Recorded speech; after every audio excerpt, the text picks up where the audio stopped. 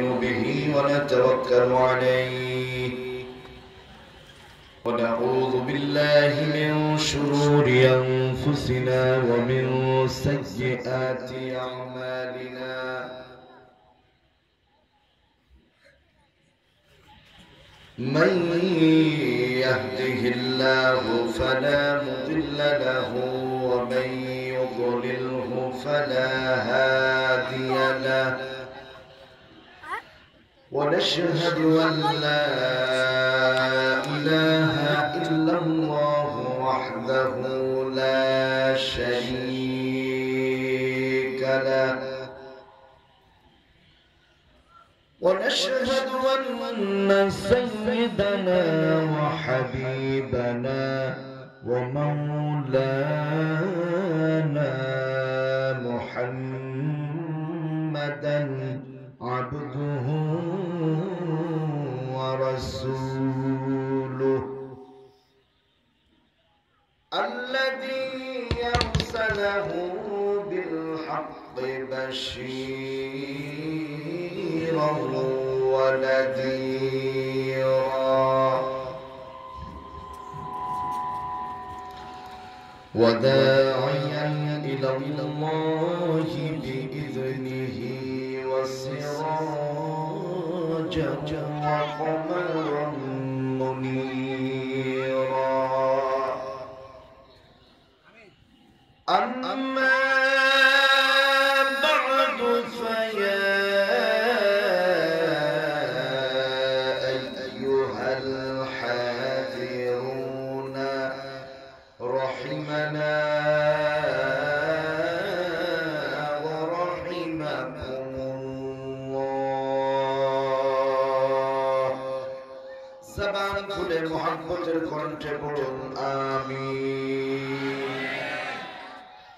فقد قال الله سبحانه وتعالى في كلامه المجيد وفي فرقانه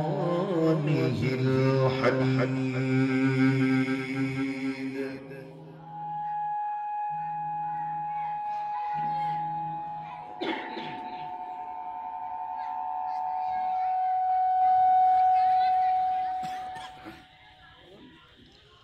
زبان كل شكر قل أعوذ بالله من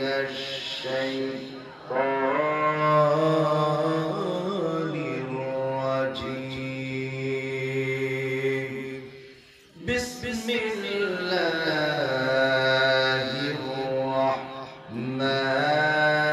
الرحمن الرحيم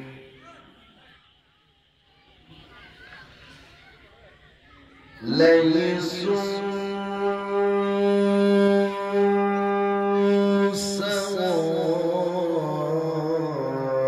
سواء من أهل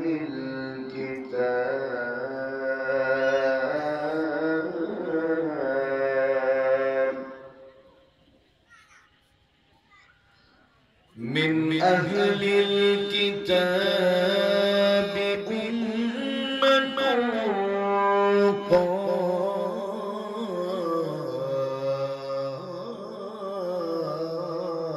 قائمة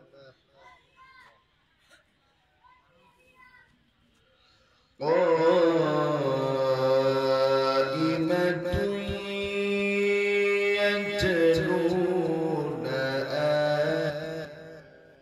إلا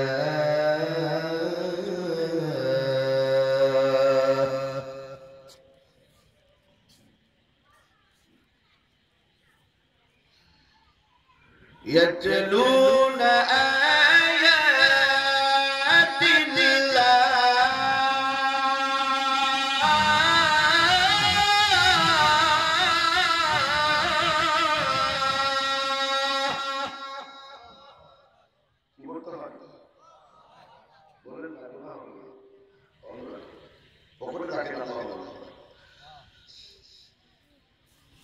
يتلون آيات الله آناء الليل وهم يسجدون.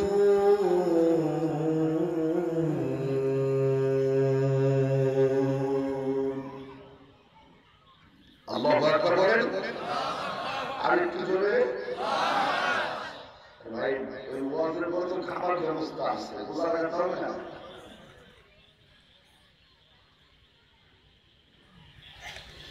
বিসমিল্লাহির রহমানির রহিম।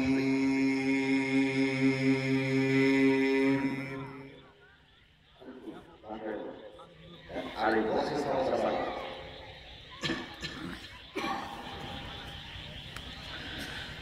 ليسوا سواء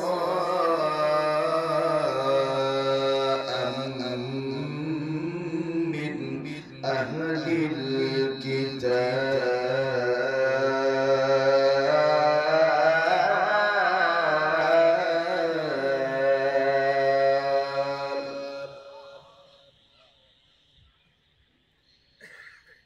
من أهل الكتاب أمة قائمة يتلون آيات الله آناء الليل وهم يسجدون.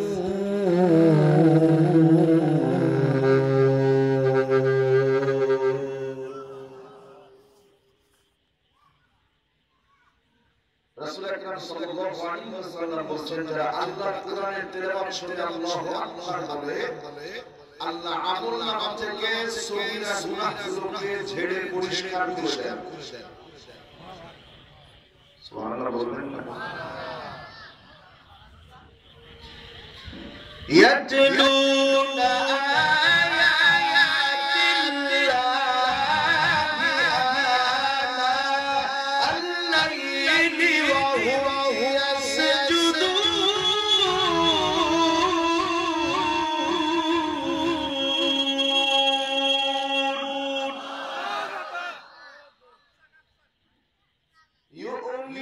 يؤمنون بالله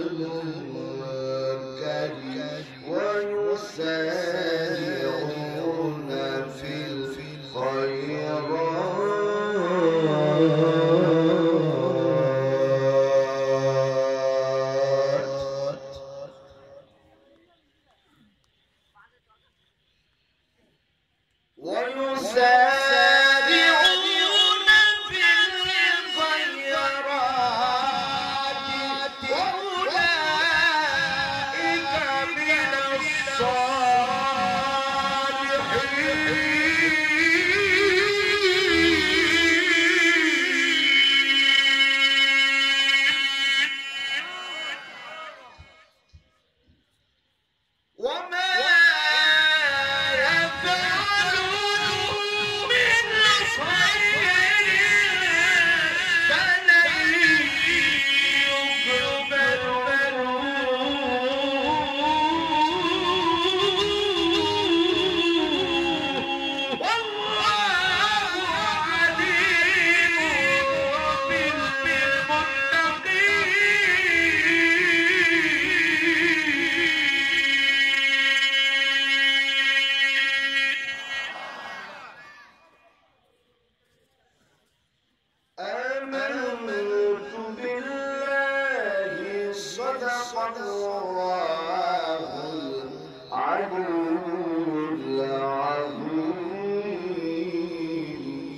وصدق رسوله النبي الحبيب الكريم ونحن على ذلك من الشاهدين والشاكرين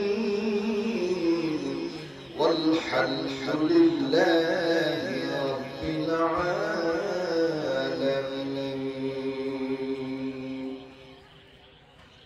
আমি যেন ভালো শুনতে পারি, আমি শুনতে পারি না, এটা মন আওয়াজ না।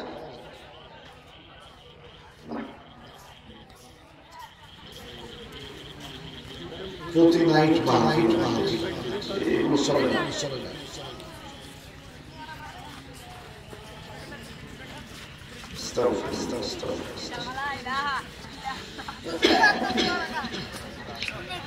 وعن أبي موسى رضي الله تعالى عنه قال قال رسول الله صلى الله عليه وسلم إن الله لا يهلك الظالم إذا أخذه ثم لم يفلته ثم قرأ وكذلك أخذ ربك إذا أخذ القرى وهي ظالمة إن أخذه أليم شديد.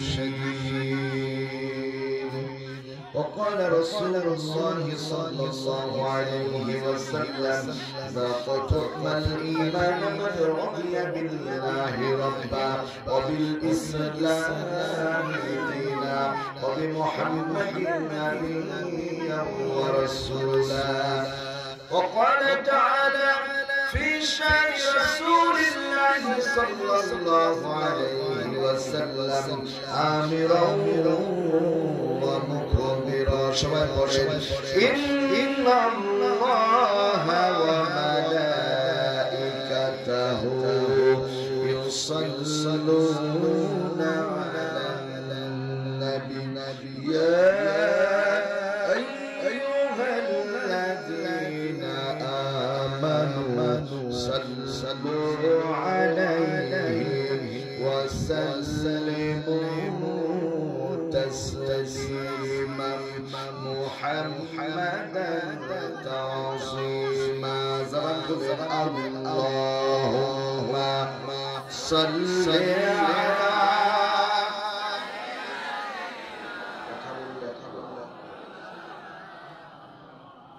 وعلى آل سيدنا مولانا محمد. اللهم صل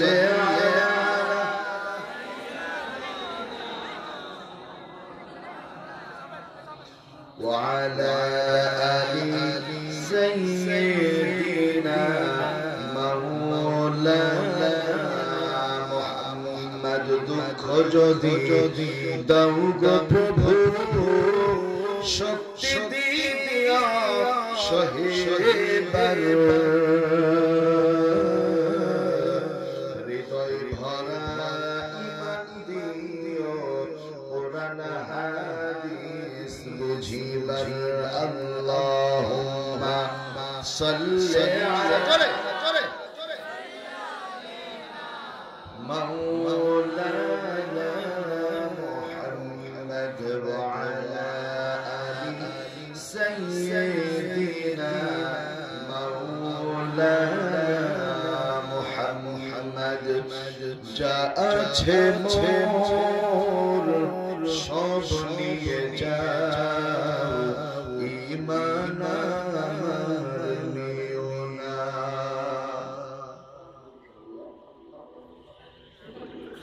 যাচ্ছে মোর বলেন যাচ্ছে মোর সব নিয়ে যাও ঈমান নিও না। সবাই বলুন ভাই যাচ্ছে মোর সব নিয়ে যাও ঈমান নিও না।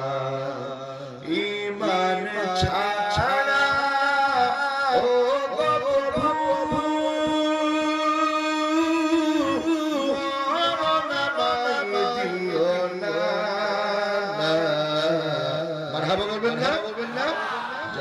আছে মোর সব নিয়ে যাও ঈমান আমার নিও না সবার শেষে আলা ওয়াল্লাউলা বিকামালিহি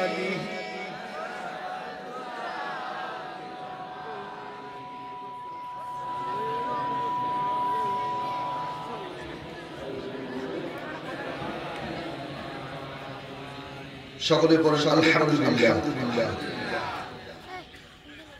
সম্মানিত প্রিয় ভাইরা আমার হযরত শাহ সুফি সৈয়দ মাওলানা বদিউদ্দিন রাহমাতুল্লাহ আলাইহি বার্ষিক ইসারে সওয়াব ও সিরাতুন নবী সাল্লাল্লাহু আলাইহি ওয়াসাল্লাম মাহফিলে আজকের এই প্রোগ্রামের সম্মানিত জনাব শ্রদ্ধাভাজন সভাপতি এই ভাই কোথায় মাইকালা কোন জনাব মাস্টার জাফর আহমদ সাহেব প্রতিষ্ঠাতা বারোদনা শাহ মজিদিয়া মাওলানা আব্দুল বারী বালিকা উচ্চ বিদ্যালয় আজকের এই প্রোগ্রামের সম্মানিত প্রধান অতিথি জনাব মাওলানা মাহমুদুল হক সাহেব সাবেক চেয়ারম্যান ১৬ নং সাতকানিয়া সদর ইউনিয়ন পরিষদ উপদেষ্টা তামাকুন্ডি লেন বণিক সমিতি রিয়াজউদ্দিন বাজার চট্টগ্রাম আজকের এই প্রোগ্রামের সম্মানিত প্রধান মেহমান জনাব এস এম মাহবুবুর রহমান সাহেব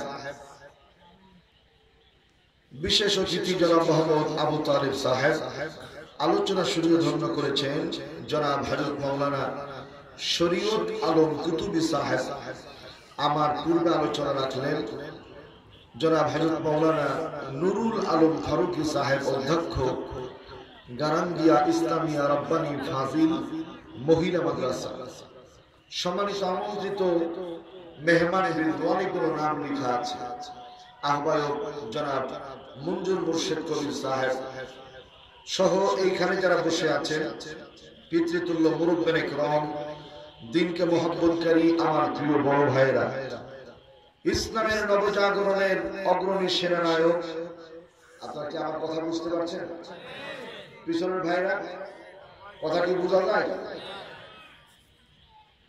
ইসলামকে মহব্বতকারী ইসলামের অগ্রণী সেনানায়ক মাই ডিয়ার ইয়াং ম্যান প্রাণপ্রিয় উন্নতের তরুণ যুবক বন্ধুগণ স্নেহের কচি কাচারা অবলা সরলা সতী সাধনী মায়েরা বোনেরা যতদূর পর্যন্ত মায়ের আওয়াজ পৌঁছাচ্ছে সর্বস্তরের সম্মানিত সুধী মণ্ডলী অন্য কোন ধর্মের বর্ণের গোষ্ঠীর মানুষ থাকলে আল্লাহর কোরআন ঘোষিত হুদাল লিন্নাস সুস্বাগতম আসসালামু আলাইকুম মান ইত্তাবাআল হুদা মুসলিম যারা রাজশাহী থেকে ছুটে এসে শান্তিগামী সালাম জানাচ্ছি আওয়াজটা জোরে দিবেন আসসালামু আলাইকুম ওয়া রাহমাতুল্লাহি ওয়া বারাকাতুহু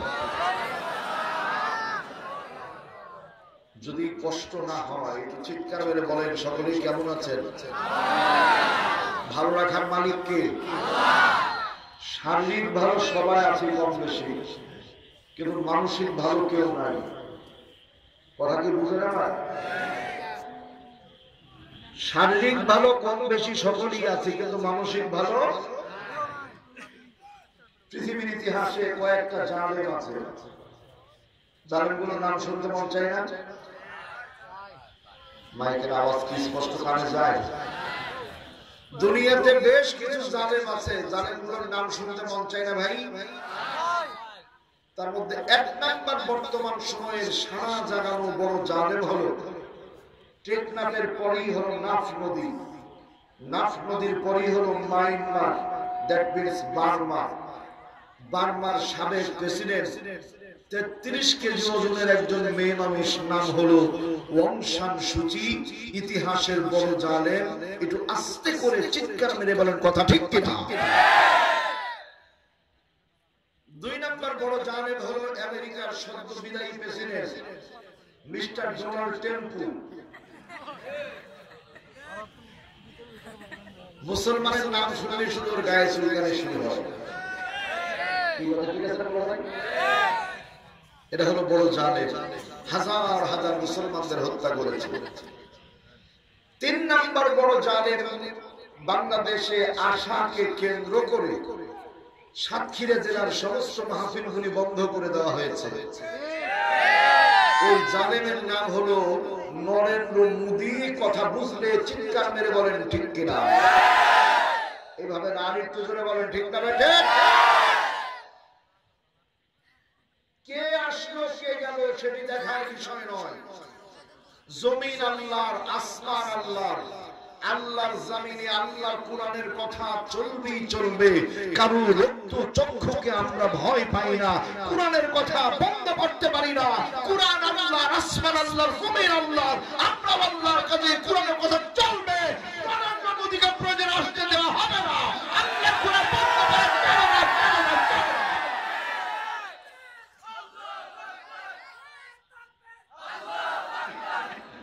প্রিয় বন্ধুরা আমার, এই বদমাশের হাতের রক্ত এখনো শুকায়নি। ভারতে যে পরিমাণ মুসলমানদের হত্যা করেছে, ওর হাতে কাঁচা রক্ত এখনো লেগে আছে। আর আমাদের দেশে ওকে আনা হচ্ছে।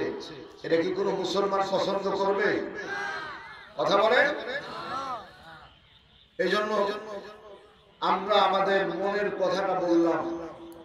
কারণ এইটা কারণ ভাড়া করা দেশ না, আর আমরা ভাড়াটিয়াও না। এ দেশের আকাশ বাতাসে আমরা বড় হয়েছি। কথা বলতে হবে ঠিক না বেটি? সুতরাং এই সমস্ত নরেন্দ্র মোদীকে এনে যারা এ দেশকে অপবিত্র করতে চায়, তাদের উদ্দেশ্যে এতটুকু কথা না বললেই নয় যে আয়নার সামনে দাঁড়িয়ে চেহারাটা দেখেন, কোন দিকে গড়ে টের পাবেন চেহারা দেখলি। একজন লোক জীবনে কোনদিন আয়না দেখেনি, গিয়েছিল বেড়াতে চীন দেশে, চায়নায়। সর্বপ্রথম আয়না দেখতে পেয়েছে। আয়নার দিকে তাকিয়ে দেখে যে ওর আব্বাকে দেখতে পাচ্ছে আয়নার ভিতরে। কারণ নিজের চেহারা তো নিজে দেখা যায় না, ওর চেহারা দেখছে, কিন্তু আমার আব্বাকে দেখতে পাচ্ছে। ছোটবেলায় বাপের ছবি দেখেছে। যাই হোক, বাপ মারা গেছে বহুদিন আগে, আর এখন আব্বাকে চাইনাতে এসে পেলাম, কাজেই আব্বাকে বাড়ি পর্যন্ত নিয়ে যাব। সিদ্ধান্ত নিয়ে জিজ্ঞেস করলো যে এমন সুন্দর আয়না যেখানে আমার আব্বাকে দেখতে পেলাম, আয়নার দাম কেমন? দোকানদার বুঝতে পেরেছে যে নাম্বার 1 স্টুপিড বোকা। আয়নার দাম যা ছিল তার চাইতে বাড়িয়ে দিয়েছে। বলছে অনেক দাম, বলে তাও নিয়ে যাবো। বাড়িতে নিয়ে আসার পরে সুন্দর করে পেপার দিয়ে মুড়ানো আছে। বাড়ি আলীকে বলছে যে এইখানে এমন একটা জিনিস আছে, খবরদার দেখবা না, আমি যতক্ষণ পর্যন্ত অনুমতি না দিব। প্রিয় বন্ধুরা আমার, ছোট বাচ্চাদের যদি আলমারির উপরে একটা বিস্কুটের প্যাকেট রাখেন, দেখে বলেন যে খবরদার ওইদিকে তাকাবা না, তাহলে ছোট বাচ্চা কাচ্চা করে কি? ও বসে শুধু জিকির আজগার করে যে আব্বা বাড়ির বাইরে যাই না কেন, আব্বা বাড়ির বাইরে যাই না কেন। যেমনি আব্বা বাড়ির বাইরে, সাথে সাথে ও বিস্কুটের জিয়ারত করে গাছ ছাড়ে। কথা বোঝেন না আমার? এখন ওই মহিলা চিন্তা করে, ছেলের বউ চিন্তা করে যে এতদিন পরে বিদেশ থেকে আসলো, আর একটা কি এনেছে তা আবার দেখতে দিবে না, তা হবে না। কথা ভালো করে বুঝবে প্রিয় বন্ধুরা আমার। স্বামী বাইরে গেছে গোসল করতে, আর বেচারা আয়না খুলে দেখে যে ওই মহিলা আমার মনে করছে যে ওকে ওর মায়ের মতো দেখা যায়। আয়নাতেও মনে করছে আমার মাকে দেখতে পাচ্ছি আমি। আরে মা সে বাড়িতে, এখানে আয়নায় দেখা যায়। প্রিয় বন্ধুরা আমার, শেষ পর্যন্ত ওই ছেলের মাকে ডেকে নিয়ে আসছে। ডেকে নিয়ে এসে বলছে যে আম্মা দেখে আপনার ছেলের মনে হয় চরিত্র খারাপ হয়ে গেছে। কারণ এই যে কি ঘোড়ার ডিম কিনে নিয়ে এসেছে, আর একটা মেয়ের ছবি দেখা যায়, মনে হয় আমার পরিবর্তে ওকে আবার নতুন বিয়ে করেছে চাইনায় গিয়ে। ছেলের মা ছুটে আসলো দেখার জন্য।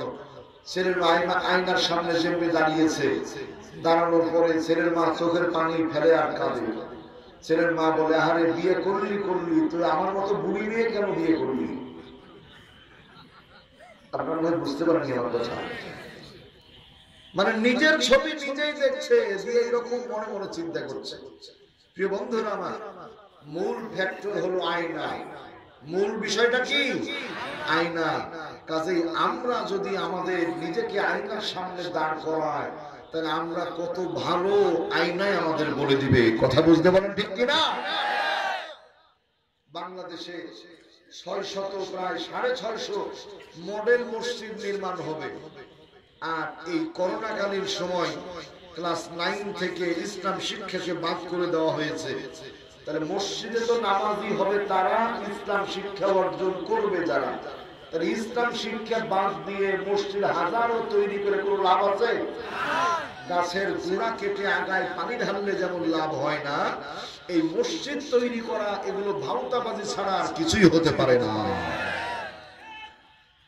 আসুন আমরা আল্লাহ পাকের দরবারে শুকরিয়া আদায় করি, যিনি আমাদের এখানে আসার বসার সুযোগ করে দিয়েছেন। উঁচু করে কাল্লা চিৎকার মেরে বলেন আলহামদুলিল্লাহ।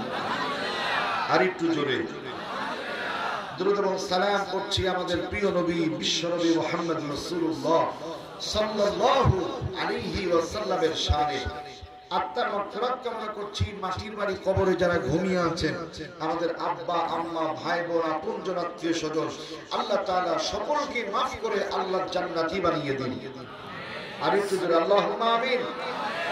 বিশেষ করে মরহুম ও মাদফুন হযরত শাহ সুফি সৈয়দ মাওলানা বদিউদ্দিন রাহমাতুল্লাহ আলাইহি, আল্লাহ তাআলা তাকে মাফ করে আল্লাহর জান্নাতের সুউচ্চ মাকাম দান করুন। আমরা বলছি আল্লাহুম্মা আমিন। প্রিয় ভাইরা আমার, আসুন আল্লাহ পাকের শুকরিয়ার পরে আপনাদের খেদমতে আমি স্বল্প সময়ের কথা বলবো, বেশি লম্বা সময়ের কথা বলা যাবে না। কারণ কয়েকটা, তার মধ্যে এক নাম্বার কারণ হলো my physically condition is not so easy. সে নভেম্বর থেকে ওয়াজ শুরু হয়েছে, এই চলছে। শীতে ওয়াজ করে একটু আরাম পাওয়া যায়, গরমে ওয়াজ করে আরাম পাওয়া যায় না। এই যে ঘাম, শরীর দিয়ে ঘাম পড়ে, আর এইটা বসলে ঠান্ডা লাগে, সর্দি লাগে, কাশি হয়, নানা সমস্যা। যাই হোক, এক নাম্বার। দুই নাম্বার হলো যে যেই মানের এইটা দরকার ওই মানে আমি পাইনি। আজকে কমপক্ষে 20 মিনিট কোরআনের তেলাওয়াত করতাম, কিন্তু হলো না, মনে একটা আফসোস থেকে গেল। আর 3 নাম্বার হলো আমি ওয়াজ শেষ করে আবার রাজশাহী চলে যাব, বাড়ির কাছের পথ। রাজশাহী কি বাড়ির কাছে নাকি? বহুত পথ। রাজশাহী থেকে রওনা দিয়েছিলাম, 17 ঘন্টা লাগলো আসতে। কয় ঘন্টা ভাই? 17 ঘন্টা লেগেছে। কপাল কত ভালো চিন্তা করেন, আবার রওনা দিলে আল্লাহ জানে। আর বাংলাদেশে এমন এক রোগ আছে যে রোগের কোনো ওষুধ আবিষ্কার করতে পারেনি সরকার।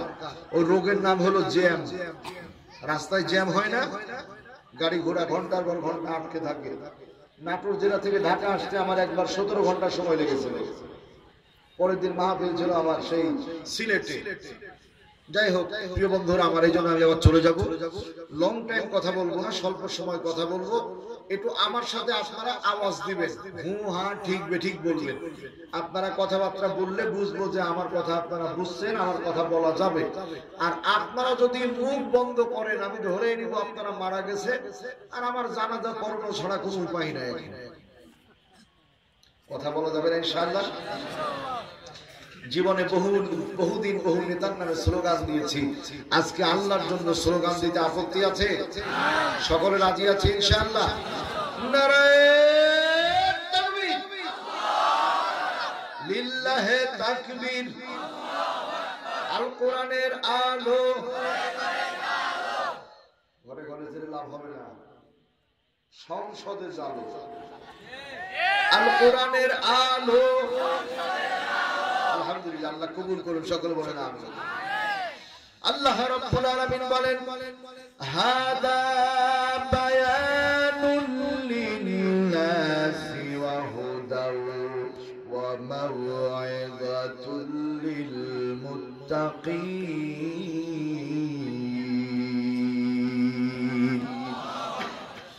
4 নম্বর পারা 6 নম্বর পৃষ্ঠা, সূরার নাম সূরা আলী ইমরান।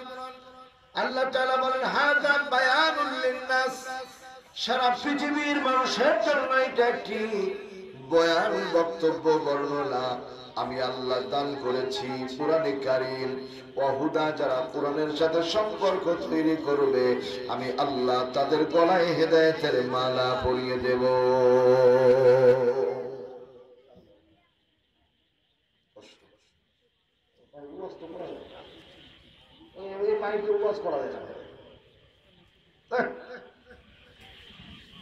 অসল মাইক নিয়ে আসতে বলছি।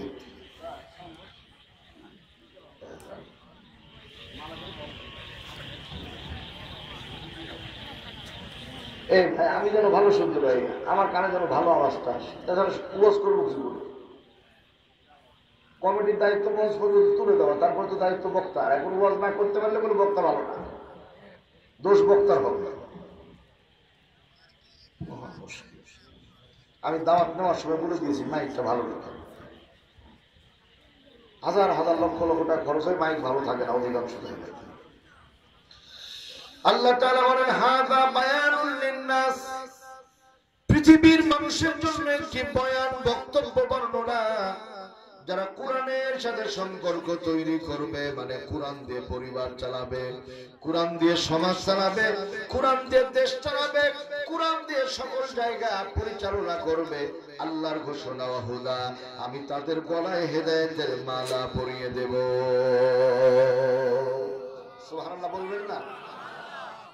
দুনিয়ায় মানুষ মানুষের গলায় মালা পরিয়ে দেয়, ইলেকশনে পাস করলে, ভোটে জয়ী হলে মানুষের মালায়, মানুষের গলায় মানুষ মালা পরিয়ে দেয়।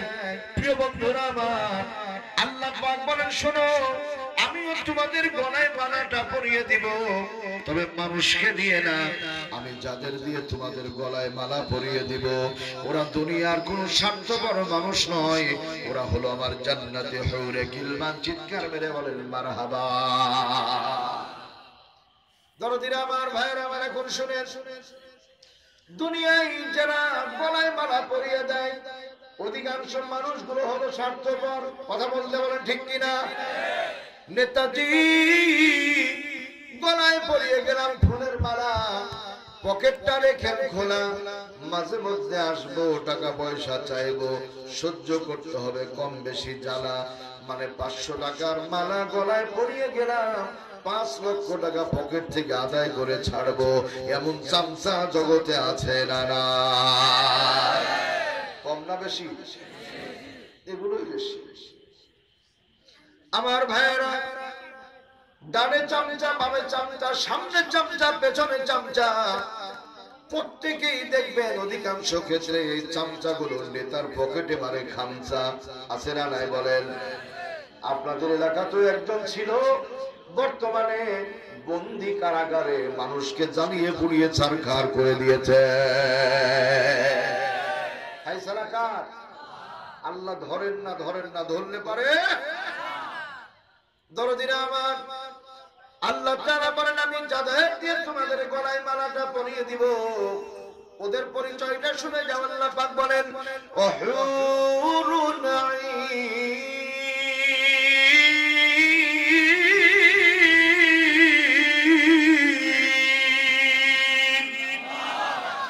27 নম্বর পারা 14 নম্বর পৃষ্ঠা সূরা সূরা ওয়াকিয়া।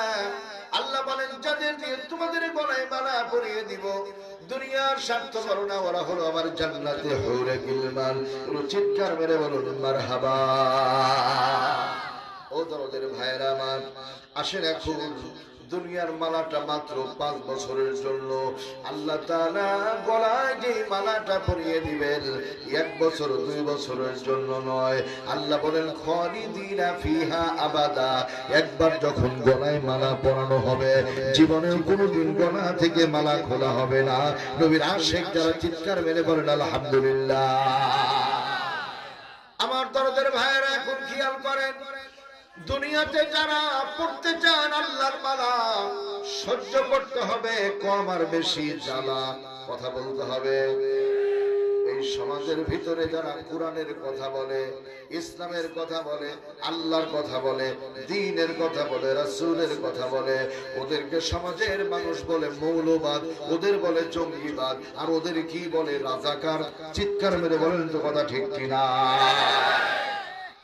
মৌলবাদ মানে মূলে বিশ্বাসী যারা, মৌলবাদ মানে গাছের গুড়ায় আছি, মূলে আছি আমরা। আমাদের যারা মৌলবাদ বলে ওরা গাছের আগায় আছে, কাজে গাছের গুড়া ধরে যদি ঝাঁকুনি দিই, আগাতে যারা আছে নরেন্দ্র মোদীও তাদের ঠেকাতে পারবে না, পড়বে আর মরবে। প্রিয় ভাইয়ের আমার, এখন আসেন রাজাকার। রাজাকার কাকে বলা হয়?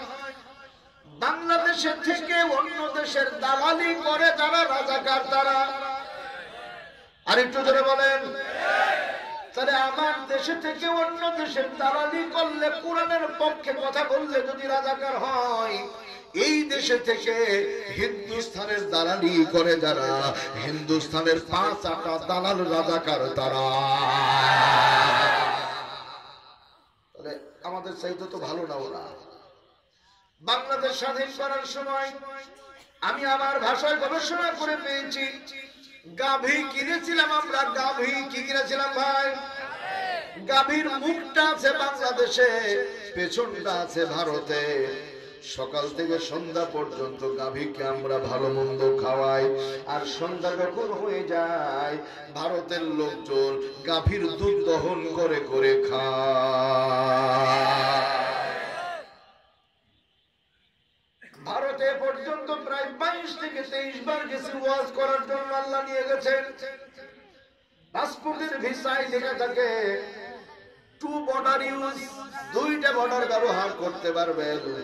আর ভারত থেকে কোন নাগরিক যদি বাংলাদেশে আসে, তাহলে ওদের ভিসায় লেখা থাকে এনি বর্ডার ইউজ ইউ, মানে যে কোনো বর্ডার ব্যবহার করতে পারবে। তার মানে বোঝা যায় বাংলাদেশের মানুষকে ভারতের লোকজন সতীনের ছেলের মতো মনে করে, অথচ ওদেরকে আমরা পর না আপনি মনে করি। আমাদের দেশে হিন্দু বৌদ্ধ খ্রিস্টান আছে যারা, জামায়ের আদরে আছে তারা, ঠিক না ঠিক বলেন? অথচ বাংলাদেশি মুসলমান ভারতে আছে যারা, ভিজা বিড়ালের মতো চরম কষ্টে আছে তারা। ভারতের বিহার রাজ্যে মাহফিল করতে যাওয়ার পরে মুরব্বীরা বুকের সঙ্গে জড়িয়ে ধরলো, ডুকরে ডুকরে কাঁদে। জিজ্ঞেস করলাম বাজান কাঁদেন কেন? বলে হুজুর এই মোদি ঘোষণা দিয়েছে মুসলমানদের কেটে টুকরা টুকরা করে এ ভাসিয়ে দিলে গঙ্গার জলে। আপনি মুসাফির দোয়া করেন আল্লাহ যেন জালেমের হাত থেকে বাঁচার ব্যবস্থা করে দেয়। ও দরদের ভাইরা, বাংলাদেশে যে সমস্ত হিন্দু ভাইরা আছে তাদের সাথে আমাদের সম্পর্ক ভালো, আলহামদুলিল্লাহ। ও সাম্প্রদায়িক দেশ হলো বাংলাদেশ, আর ভারত হলো সাম্প্রদায়িক দেশ, ও সাম্প্রদায়িক না। ও দোস্তরা আমার, আমাদের ইসলাম অন্য ধর্মকে ভালোবাসতে শিখায়। আর ভারতের যে মহাভারত গ্রন্থ আছে, ওদের যে ধর্মীয় শিক্ষা, ওদের ধর্মীয় শিক্ষা মুসলমানদের জুলুম করতে শিখায়। দরদের ভাইয়েরা আমার আসেন, আল্লাহ রাব্বুল আলামিন বলছেন লাইসু সাওয়াআন মিন আহলিল কিতাব।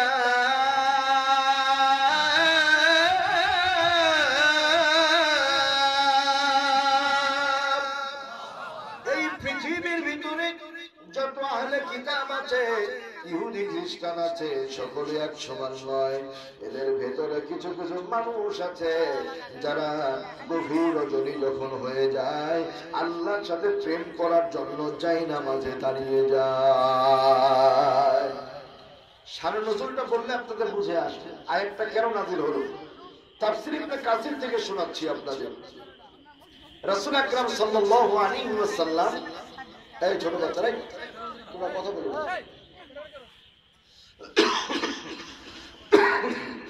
নবীজি মদিনায় বসে আছেন। ইহুদিদের ভিতর থেকে একজন ইহুদি হঠাৎ করে আল্লাহর হাবিবের দরবারে চলে এসেছে। সুবহানাল্লাহ বলবেন না? নবীজির দরবারে আসার পরে আল্লাহর হাবিবের চেহারার দিকে লং টাইম তাকিয়ে আছে, চোখের পলক পড়ে না। ওই লোকটার নাম ছিল আব্দুল্লাহ ইবনে সালাম। কি নাম ছিল বাজান? আব্দুল্লাহ ইবনে সালাম। আল্লাহর হাবিব বললেন, আব্দুল্লাহ ইবনে সালাম রে, তুমি এত লং টাইম আমার দিকে কেন তাকিয়ে আছো, কেন তাকিয়ে আছো? আল্লাহর হাবিবকে আব্দুল্লাহ ইবনে সালাম ডাক দিয়ে বলেন, ওগো নবীজি, ইয়া রাসূলুল্লাহ, ইয়া হাবিবাল্লাহ, হুজুর আমার গোত্র ইহুদিরা আপনার বিরুদ্ধে বহু বাজে বাজে মন্তব্য করেছে। আমি আপনার দরবারে ছুটে আসলাম একটা বার শুধু আপনার নূরানি চেহারাটা দেখার জন্য। হুজুর আপনাকে দেখতে এসে আমি প্রমাণ পেয়ে গেলাম। তাফসীরে মাযহারের ভিতরে শব্দগুলো লেখা আছে, হাদা লাইসা বিওয়াজহি কাযাব, হাযা লাইসা বিওয়াজহি কাযাব। মানে এত সুন্দর চেহারার মানুষ জীবনেও কোনোদিন একটাও মিথ্যা কথা বলতে পারে না। মুখ বন্ধ রাখবেন না, চিৎকার মেরে বলেন সুবহানাল্লাহ। এই আওয়াজটা বাড়ায় দাও। প্রিয় বন্ধুরা আমার, তোমার বক্স বাজে না, আমি শুনতে পাই না। ব্যবসা করলে ভালো করে করা লাগবে না, বাদ দিয়ে দিতে হবে। ইয়ার কি করা যাবে না, মঞ্চে উঠাই দেবো।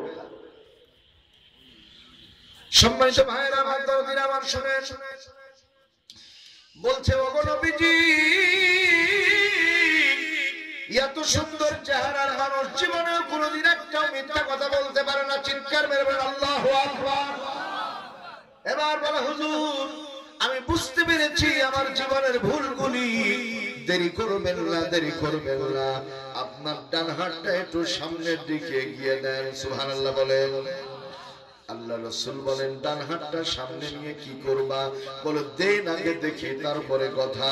এবার তাকান সামনের দিকে, ডান হাতটা এগিয়ে দিয়েছে। সঙ্গে সঙ্গে আল্লাহর হাবিবের হাতের উপরে আব্দুল্লাহ ইবনে সালাম নিজের ডান হাতটা এরকম করে রেখে দিল।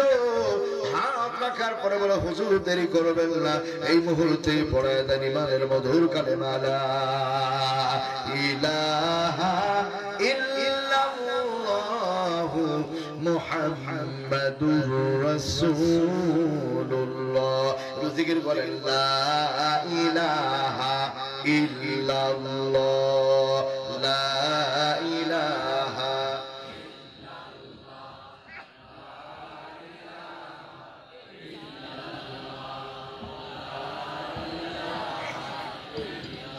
লা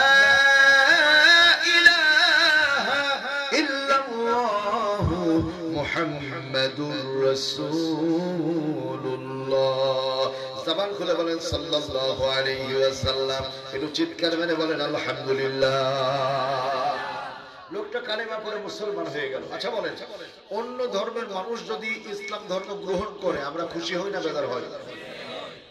কিন্তু অন্য ধর্মের মানুষ ওরা বেজার হয়, খুশি হয় না।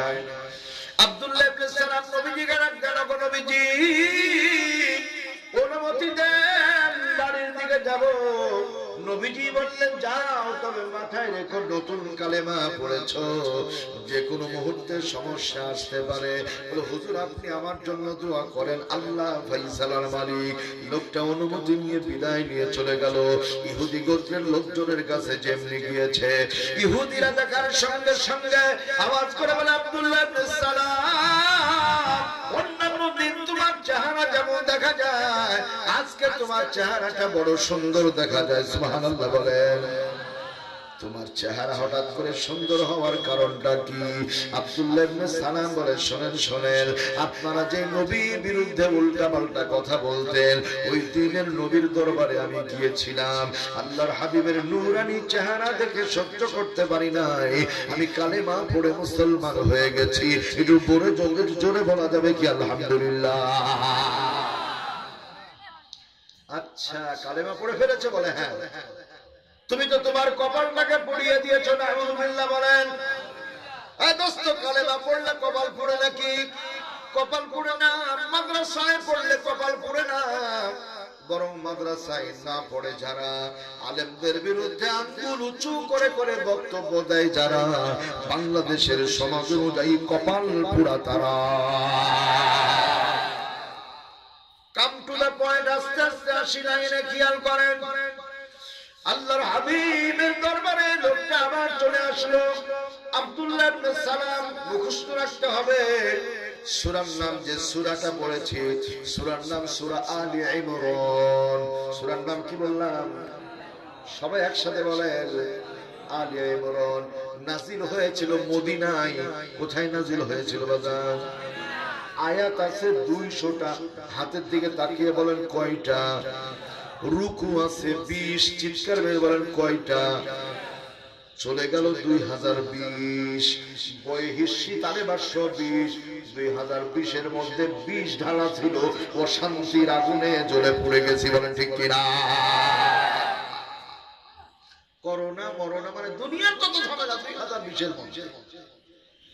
সম্মানিত ভাইরা আমার দরদিরা আমার আসেন এখন আব্দুল্লাহ ইবনে সালাম মনটা খারাপ আমার চলে আসলো গো নবীজি কি হয়েছে বলে আমি কালেমা পড়ার কারণে কি আমার কপালটাকে পুড়িয়ে ফেলেছি আল্লাহর হাবিব বললেন উসকুত ইজলিস ইয়া সালাম তুমি চুপ করে আমার সামনে বসো আল্লাহ তাআলা জানিয়েছেন বন্ধু গো আপনি যদি কখনো কোনো সমস্যায় পড়ে যান আমি আল্লাহকে কল দেবার দরকার নাই একবার শুধু মিস কল দিবেন আমি আল্লাহ কল ব্যাক করে আর শাফিন থেকে আপনার প্রশ্নের জবাবগুলো দিয়ে দেব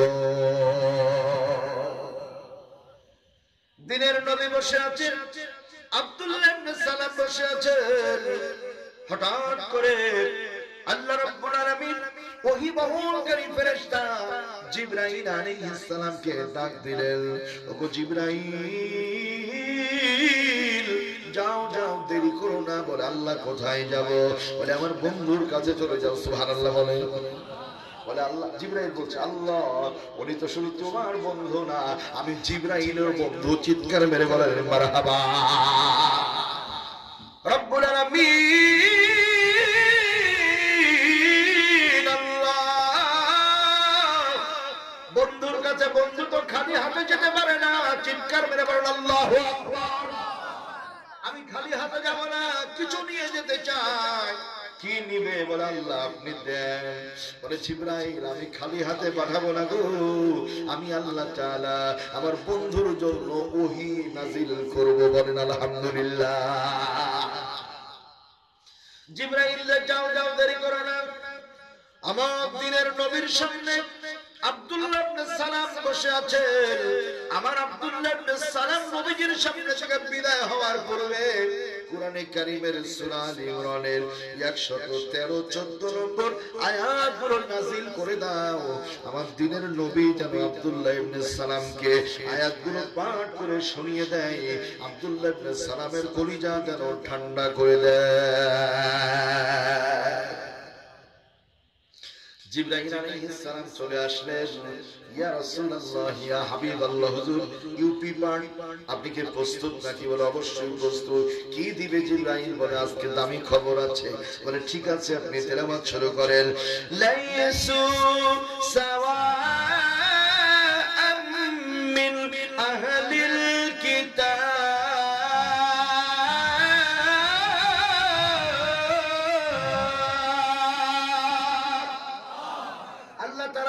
দুনিয়ার সমস্ত আহলে কিতাব শুনেন একটা কঠিন প্রশ্ন আপনাদের শিখায় অন্য কোন ধর্মের ভিতরে জান্নাতি ঈমানদার মুমিন ব্যক্তি কি আছে নাই আমাদের হিসাবেই তো এই আয়াতের আলোকে মুফাসসিরিন ইকরাম বলেছেন যে অন্য ধর্মের ভিতরে গোপন ঈমানদার মুমিন জান্নাতি ব্যক্তি আছে সুবহানাল্লাহ বলবেন না কারণ হলো অনেক হিন্দু ভাই আছে যারা গোপনে কালেমা পড়েছে গোপনে প্রকাশ্যে না হুজুর কেন প্রকাশ্যে পড়েনি প্রকাশ্যে এই জন্য পড়েনি কোন হিন্দু ভাই যদি কালেমা পড়ে নেয় ওই হিন্দুরা বলে কালেমা ছেড়ে দাও কালেমা ছাড়তে চায় না যদি কালেমা না ছাড়ে ওকে জোর করে তুলে নিয়ে চলে যায় যাওয়ার পরে হত্যা করে ফেলে চিতায় তুলে দিয়ে চন্দন কাঠ দিয়ে দাউ দাউ করে জ্বালিয়ে দেয়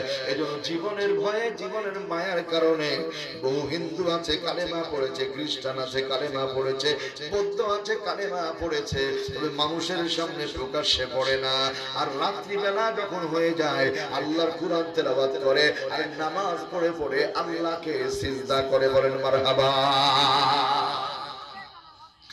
এই আয়াতের তাফসীর করতে গিয়ে তাফসীরে কাবীরের লেখক ইমাম রাজি রাহমাতুল্লাহ আলাইহি বলেছেন নবীর উম্মত সিরাতুন নবী বিশ্ব নবীর উম্মত হবেন হব যারা তাদের গুণ হবে কমপক্ষে 9টা একটু হাতের দিকে তাকিয়ে ইলেকশনের মতো চিৎকার মেরে বলেন কয়টা আর একটু জোরে বলেন 9টা গুণ, নবীর উম্মতের 9টা গুণ।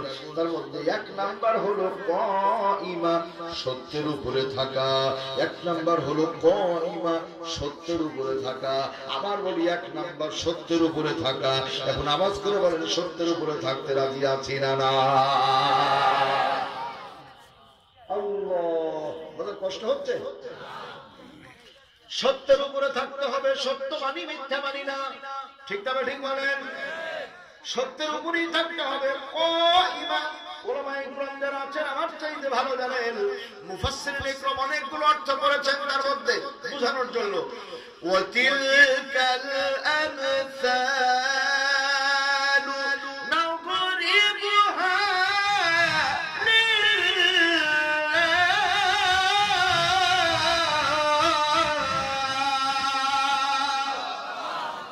আল্লাহ মানুষকে বোঝানোর জন্য উদাহরণ দিয়েছে। আমি উদাহরণ দিয়ে বোঝাই, খেয়াল করেন। বিশাল একটা বটের গাছ, কি গাছ? এই বটের গাছ যদি পূর্ণ 20 জন লোক ঝাঁকুনি দেয়, বট গাছের কিছু হবে নাকি ভাই? কিছুই হবে না। 5 তলা একটা বিল্ডিং যদি 10 জন লোক এইরকম নাড়াচাড়া দেয়, বিল্ডিং এর কিছু হবে নাকি? তাহলে বট গাছ 10 জন ঝাঁকিয়ে কিছু করতে পারে না। একটা 5 তলা বিল্ডিং 10 জন ঝাঁকিয়ে কিছু করতে পারে না। আর বাংলাদেশের ইতিহাসে কয়েক বছর আগে এক বদমাশ বলেছিল, রানা প্লাজাকে জামাতের লোকজন এরকম করে ঝাঁকিয়ে ফেলে দিয়েছে। মালখোরগুলো আর কি বলবে? এই যে রাত্রিবেলায় খায় মাল, ঠিক নাই তা রাস্তা দিয়ে হাঁটতে হাঁটতে হাঁটতে গাছের সঙ্গে বুক বেঁধে গেছে। গাছকে বলছে, দোস্ত সাইড দাও, বাড়ির দিকে যাবো। কাকে দোস্ত কাকে বললো? ঠিক আছে, আল্লাহর কি মেহেরবানি। এখন বাড়ির দিকে যেতে গিয়ে স্ত্রী ঘর ডান দিকে, গরুর গোয়াল বাম দিকে। ডান দিকে না গিয়ে গরুর গোয়ালে চলে গেছে বাম দিকে। কি এখন আমার দিকে তাকা। গরুর গোয়ালে যাওয়ার পরে গরুর লেজ ধরেছে। গরুর লেজ ধরে বলছে, ময়নার মা, এ ময়নার মা, প্রতিদিন তো চুলে 2টা বেনি দেখি, চুলের বেনি একটা কেন শোনা? কি ময়নার মায়ের চুল ধরেছে? চুলের বেনি বুঝেন তো আপনারা? মানে ভাষা বোঝা যায় না।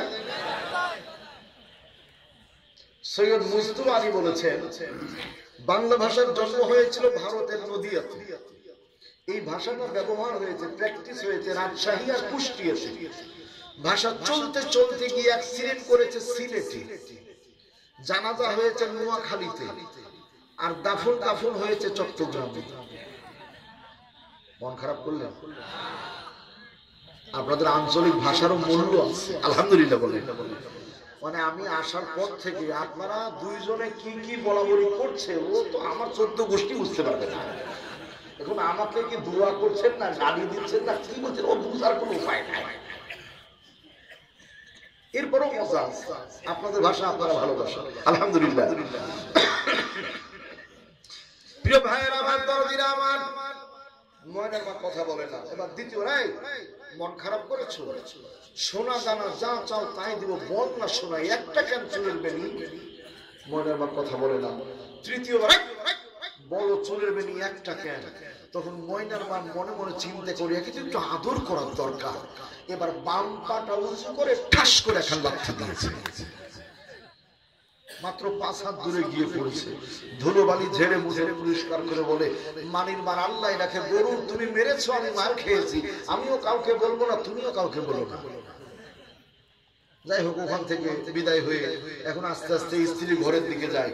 স্ত্রী ঘরে যাওয়ার সময় শুধু ব্রেক ফেল করে, ব্রেক ফেল মানে হিসাব বুঝে। স্ত্রী দেখে বলেছে, ভদ্র ঘরের মেয়ে তো, এই মনে বাপ কি ব্যাপার, তুমি শুধু ব্রেক ফেল করো, টলমলো। ওই ভদ্রলোক নিজের স্ত্রীকে বলছে, মারে বিপদের কথা কে শুনবে মা? পিছনে ভাইরা মনে বুঝতে পারে না কাকে মা বললো, কাকে? মান ইজ্জত শেষ। ছেলে ওই স্ত্রী মন খারাপ করে চলে যাচ্ছে, কাপড় চোপড় নিয়ে থাকবো না, সংসার হবে না, বদমাশ লোক কোথাকার, কি বলে না বলে কোনো ঠিক ঠিকানা নাই। যাই হোক, এক পর্যায়ে ছেলে এসে বলছে, মা সমস্যা আছে, সমাধান আছে, অসুবিধা কি বলো? বলছে, তোর বাবার কাছে যা, কত ধানে কত চাল টের পাবি। ছেলে সামনে গিয়ে বলছে, আব্বা কি ভুল টুল করছো তুমি? বলছে, ভাই শুনো না ভাই, হলো বাস্তবতা।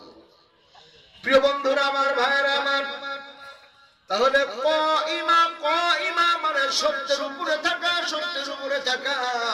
সত্য হলেন আল্লাহ, সত্য হলো রাসূল, সত্য হলো কোরআন, সত্য হলো হাদিস। এর বাইরে সত্য বলতে পৃথিবীতে কিছু নাই। নবীর আশিক যারা চিৎকার মেরে বলেন কথা ঠিক কিনা।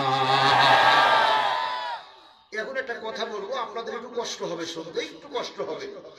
কষ্ট হলেও আমাকে বলতেই হবে। আমার বাড়ি রাজশাহী, কাউকে ভয় করে কথা বলি না, বলবো। বাংলাদেশে বহু মানুষ আছি আমরা, নিজেদেরকে দাবি করি আমি শেখ মুজিবের আদর্শের সৈনিক। কথা বলতে হবে, এক নাম্বার। দুই নাম্বার, বহু মানুষ আছি আমরা বলি জিয়াউর রহমান সাহেবের আদর্শের সৈনিক। কথা বলতে হবে, আছে না নাই? আবার কেউ বলে এরশাদ চাচার আদর্শের সৈনিক। ও দোস্তরা আমার, ভাইয়েরা আমার, এখন এই তিনটা পর্যন্ত থাক, আরো ওইদিকে যাওয়ার দরকার নাই। আপনি আমি যখন বিদায় নিয়ে চলে যাব, দলিল দিয়ে বলছি, দলিল দিয়ে। এক নাম্বার, রাসূল বলেন দা কত মালিমান, ওই ব্যক্তি ইমানের শ্বাস পেয়েছে।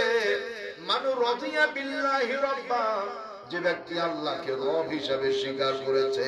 কিন্তু চিৎকার মেরে বলতে হবে আমাদের রবকে।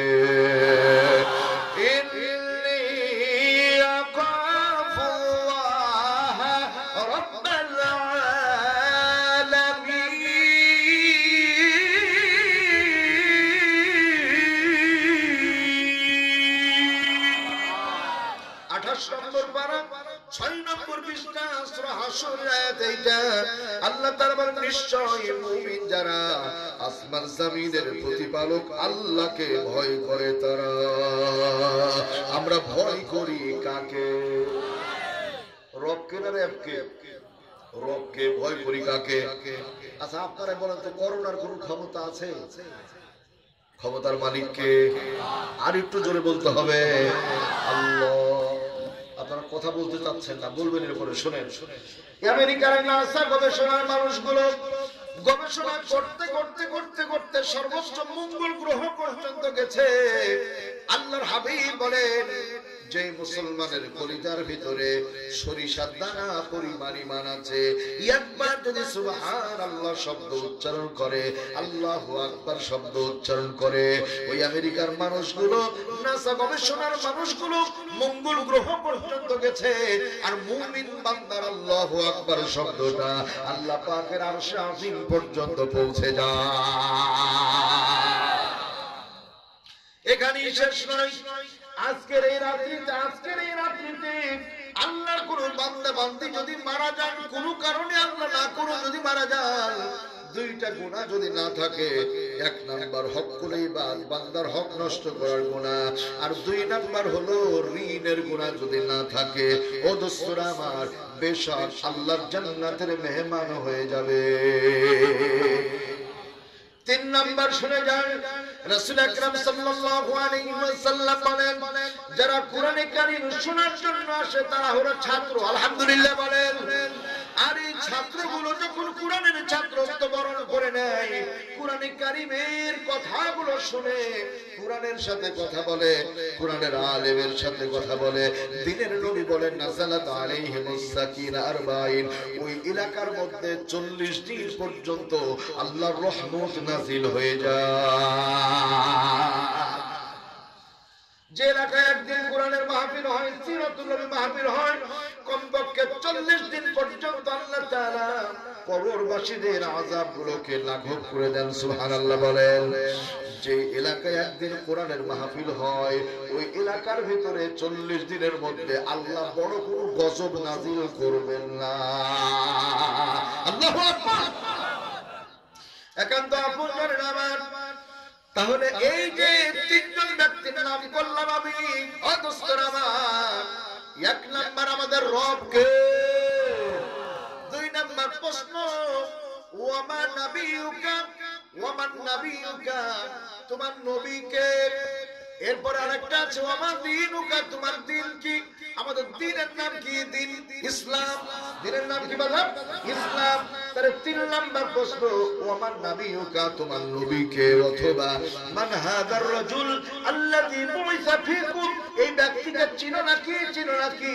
হ্যাঁ দোস্তরা আমার খেয়াল করেন, বঙ্গবন্ধুর আদর্শের সৈনিক, জিয়াউর রহমান আদর্শের সৈনিক, এরশাদ আদর্শের সৈনিক, যত সৈনিক আছে ওই দিন আল্লাহর হাবিবকে দেখার পরে একজনও বলতে পারবে না নবীর নাম, কারণ নবীর সৈনিক কেউ দাবি করে নাই, দুনিয়ার মানুষের সৈনিক দাবি করেছিল।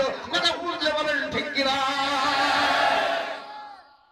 এজন্য খবরদার, সাবধান, দুনিয়ার কোন ব্যক্তির নাম করে আদর্শের সৈনিক দাবি করা যাবে না। আদর্শের সৈনিক যদি দাবি করতে হয়, দ্বীনের নবীর আদর্শের সৈনিক, বলেন ঠিক কিনা? দলিলটা কোন জায়গায় পাওয়া যাবে? কোরআনে আসে। আল্লাহ কি বলছেন?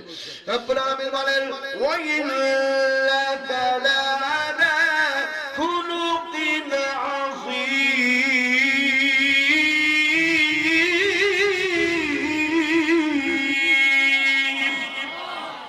নিশ্চয় নবী হে আপনি মহান উত্তম চরিত্র অধিকারী। আল্লাহ পাক বলেন লাকাদ কানা লাকুম ফি রাসূলিল্লাহি উসওয়াতুন হাসানা, অবশ্যই তোমাদের জন্য উত্তম আদর্শ আছে আমার নবী মুহাম্মদ সাল্লাল্লাহু আলাইহি ওয়াসাল্লামের ভিতরে। একটু আওয়াজ করে বলেন আলহামদুলিল্লাহ। শুধু ওয়াজ শুনে যেতে হবে না, কিছু বুঝার দরকার আছে না নাই? ভাইরা আমার, আল্লাহ বললেন যে উত্তম আদর্শ আছে আমার নবীর চরিত্রে। আল্লাহ বলেছেন নবীর নাম, তাহলে এই নবীর নামের সাথে আমরা যে 3টা নাম বললাম, ওই নামগুলো কি আছে? এইভাবে বললে হবে না, আল্লাহ রাগ করবে। জোরে বলেন, আর একটু জোরে। তাহলে আল্লাহ ওই নামগুলো বলেন আর আপনি এতই বাহাদুর যে ওই নামগুলো বলে বলে আদর্শের সৈনিক দাবি করেন। যারা এইরকম দাবি করবে কবরের জগতে, মান হাদার রাজুল আল্লাযী বুইসা ফীকুম, দেখো তো এই ব্যক্তিকে চিনো কিনা? আমার মুহাম্মদ রাসূলুল্লাহ সাল্লাল্লাহু আলাইহি ওয়াসাল্লাম মুখের দাড়িওয়ালা দ্বীনের নবী যখন সামনে আসবে, আপনি আমি চিনতে পারবো? ওই 3 জনের নামই স্মরণ আসবে বারবার, 3 জনের নামই স্মরণ আসবে। কথা ঠিক আছে না নাই? আচ্ছা 3 জনের একজনের মুখেও কি মাল ছিল? ইমাম কথাবার্তা বলেন, সব পান সব পরিষ্কার। এগুলো সাবধান, কাম টু দ্য পয়েন্ট, বোঝানোর জন্য বললাম। আমি কোনো দলের বিরুদ্ধে কথা বলতে চাই না, রাজনৈতিক বক্তব্য দিব না, মাপ চাই, ওগুলো দরকার নাই। তবে বাস্তবতা বোঝানোর জন্য এগুলো বলতে হয়। কষ্ট পেলেন নাকি আপনারা? আসে সত্যের উপরে থাকা। এখন সত্যের উপরে থাকার বাস্তব উদাহরণ খেয়াল করেন। বাংলাদেশ হলো 56,000 বর্গ মাইল, ভারতের আসাম প্রদেশ হলো 56,000 বর্গ কিলোমিটার। তাহলে কিলোমিটারের চাইতে মাইল একটু বড়, তাই তো? তার মানে ওই আসাম প্রদেশের চাইতে বাংলাদেশ সামান্য একটু বড়। আমার ভাইয়েরা, দরদিরা আমার, চট্টগ্রামের সাতকানিয়ার ভাইয়েরা আমার, চট্টগ্রামের নাম তো চট্টগ্রাম না, চট্টগ্রামের নাম হলো ইসলামাবাদ। আল্লাহু আকবার বলেন। আমরা ইতিহাস পড়ে দেখেছি বাংলাদেশের মধ্যে চট্টগ্রামে আল্লাহ দ্বীনের নবীর সাহাবীরা এসেছিলেন। এজন্য আমি মনে করি যে 56,000 বর্গ মাইলের যত মানুষ আছে প্রত্যেকটা এলাকার মানুষের চাইতে আপনাদের দাম আমার আল্লাহর কাছে অনেক বেশি। আলহামদুলিল্লাহ বলেন। এবং চট্টগ্রামে আল্লাহওয়ালা, আল্লাহ প্রেমিক, রাসূল প্রেমিক লোকের সংখ্যাও বেশি। আলহামদুলিল্লাহ। আমার কলিজা বলে, এটা আমার অন্তরের কথা বলছি, বাংলাদেশের চট্টগ্রাম, রাজশাহী, চাঁপাইনবাবগঞ্জ, কুষ্টিয়া, সাতক্ষীরা, এগুলো থেকে ইনশাআল্লাহ ইসলামের কালেমার পতাকা বাংলাদেশে উড়বেই উড়বে, উড়বেই উড়বে, উড়বেই উড়বে। চিৎকার মেরে বলেন ইনশাআল্লাহ। কারণ সাহাবীদের যেখানে পদচারণা, এখানে কোন ভণ্ডামি চলতে পারে। সম্মানিত ভাইরা আমার, আসেন এখন তাহলে সারা বাংলাদেশ যদি আপনার আমার বুকের উপরে চাপিয়ে দেওয়া হয়, আপনি আমি বুকের উপরে বাংলাদেশটা নিয়ে নিব, তবুও ঈমান হারা হতে পারবো না, নবীর আদর্শ থেকে বাইরে যেতে পারবো না, কুরআন সুন্নাহর বাইরে যেতে পারবো না। বাজান ঈমানওয়ালারা আওয়াজ করে বলেন কথা ঠিক কিনা? কোন একদিন এদেশের আকাশে কালিমার পতাকা দুলবে, সেদিন সবাই আল্লাহর কোরআন পেয়ে দুঃখ বেদনা ভুলবে, সেদিন সবাই রবের কালাম পেয়ে দুঃখ বেদনা ভুলবে। চিৎকার করে বলেন মারহাবা। শেষ হয়েছে। 2 নম্বর আসেন এখন, করোনার ভিতরে বহু মানুষ মারা গেছে না যায়নি, কথা বলতে হবে। ঢাকা মেডিকেল কলেজ বিশ্ববিদ্যালয়ে মারা গেছে জনক দক্ষিণী মা। ফোন দিয়েছে ছেলের কাছে, বাবা তোমার মায়ের লাশটা নিয়ে যাও। এবার প্রশ্ন করে কি হয়েছিল মায়ের? ডাক্তার বলে তোমার মায়ের করোনা হয়েছিল। এবার ছেলে জবাব দেয়, স্যার ডাক্তার আপনি রোগী, আপনার লাশও আপনার, কাজেই কি করবেন না করবেন আপনার ব্যাপার। করোনা রোগী বাড়িতে নিয়ে নিজের জীবন হারাতে পারলো না। চিৎকার মেরে বলেন নাউযু বিল্লাহ। ছেলে কাল লাশ ছিল না, মায়ের লাশ। কাল লাশ হয়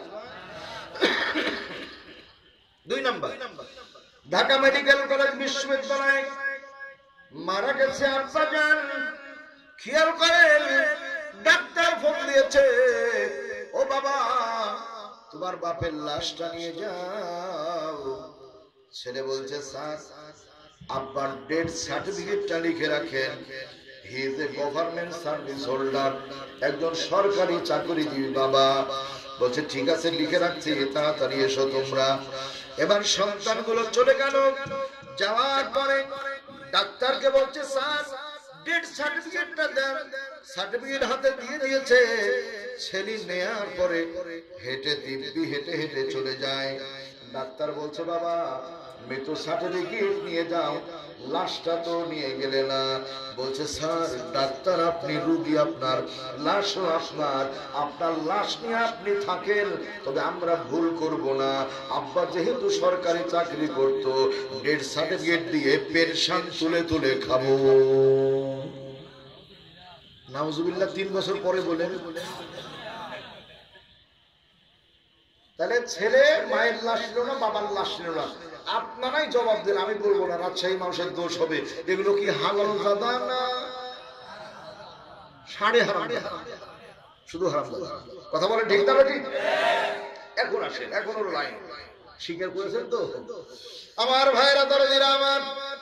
এই করোনার মহামারীর ভিতরে এই লাশগুলোকে কোথায় নিয়ে যাওয়া হলো? আমরা আলেম উলামা, মাদ্রাসার ওস্তাদ, মাদ্রাসার ছাত্র, মসজিদের ইমাম, তাফসীর মাহফিলের মুফাসসির যারা, আমরা কি করেছি শুনেন? আমরা আদর করে নিয়ে জীবনের ঝুঁকি নিয়ে ওই লাশগুলোকে সুন্দর করে গরম পানি দিয়ে গোসল করিয়েছি। গোসল করানোর পরে এবার সামনে রেখে জানাজা করেছি। জানাজা করার পরে কবর খনন করে সুন্নাত তরিকায় দাফন কাফন করে দিয়েছি। ও দোস্তরা আমার, তাহলে বিপদের মুহূর্তে কোন নেতাকে পাওয়া যায়নি, কোন নেত্রীকে পাওয়া যায়নি, ওই বদমাশ আসছে নরেন্দ্র মোদীকেও পাওয়া যায়নি। জাতির এই দুর্দিনে যে আলেম ওলামা জাতির খেদমত দান করলো, যে হক্কানি বুজুর্গরা জাতির খেদমতে কাজে লাগলো, আর বর্তমান সময় সামান্য একটু ক্ষমতা পাওয়ার কারণে যে মানুষগুলো আলেমদের বলে তোমাদের ঘাড় মোটকে দিব আছে না নাই, যে মানুষগুলো বলে মাঠে এসো খেলা হবে, মাঠে এসো খেলা হবে, সুতরাং আলেমদের বিরুদ্ধে আঙ্গুল উঁচু করে করে উল্টা পাল্টা বক্তব্য দেয় যারা, পিতৃ পরিচয়হীন অবৈধ সন্তান যারা,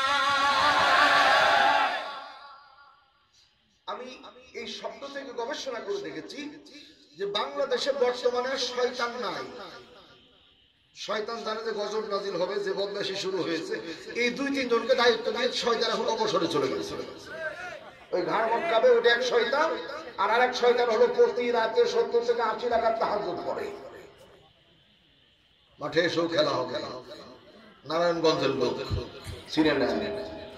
আমার ভাইয়েরা বলদিরা আমার, এই জন্য আমি বলি চুপ করে থাক ধোঁকাবাজ, তোদের চোখে নাহি লাজ, গোড়া কেটে আগায় ঢালো পানি তোদের চিনি, আর কতকাল করবি রে শয়তানি। তোরা মৌলবাদী জঙ্গিবাদী, মৌলবাদী জঙ্গিবাদী যতই বলস আমাদেরকে, আমরা কিন্তু রাগ করি না, ধরবে আল্লাহ তোদেরকে। এখন তো আপনার আমার তাহলে কইবা সত্যের উপরে আছি, সত্যের উপরে থাকবো ইনশাআল্লাহ। 2 নাম্বার নবীর উম্মতের বৈশিষ্ট্য খেয়াল করেন, কোরআন থেকে শুনে যান। আল্লাহ রাব্বুল আলামিন বলেন ইয়াতলুনা আয়াতিল্লাহ,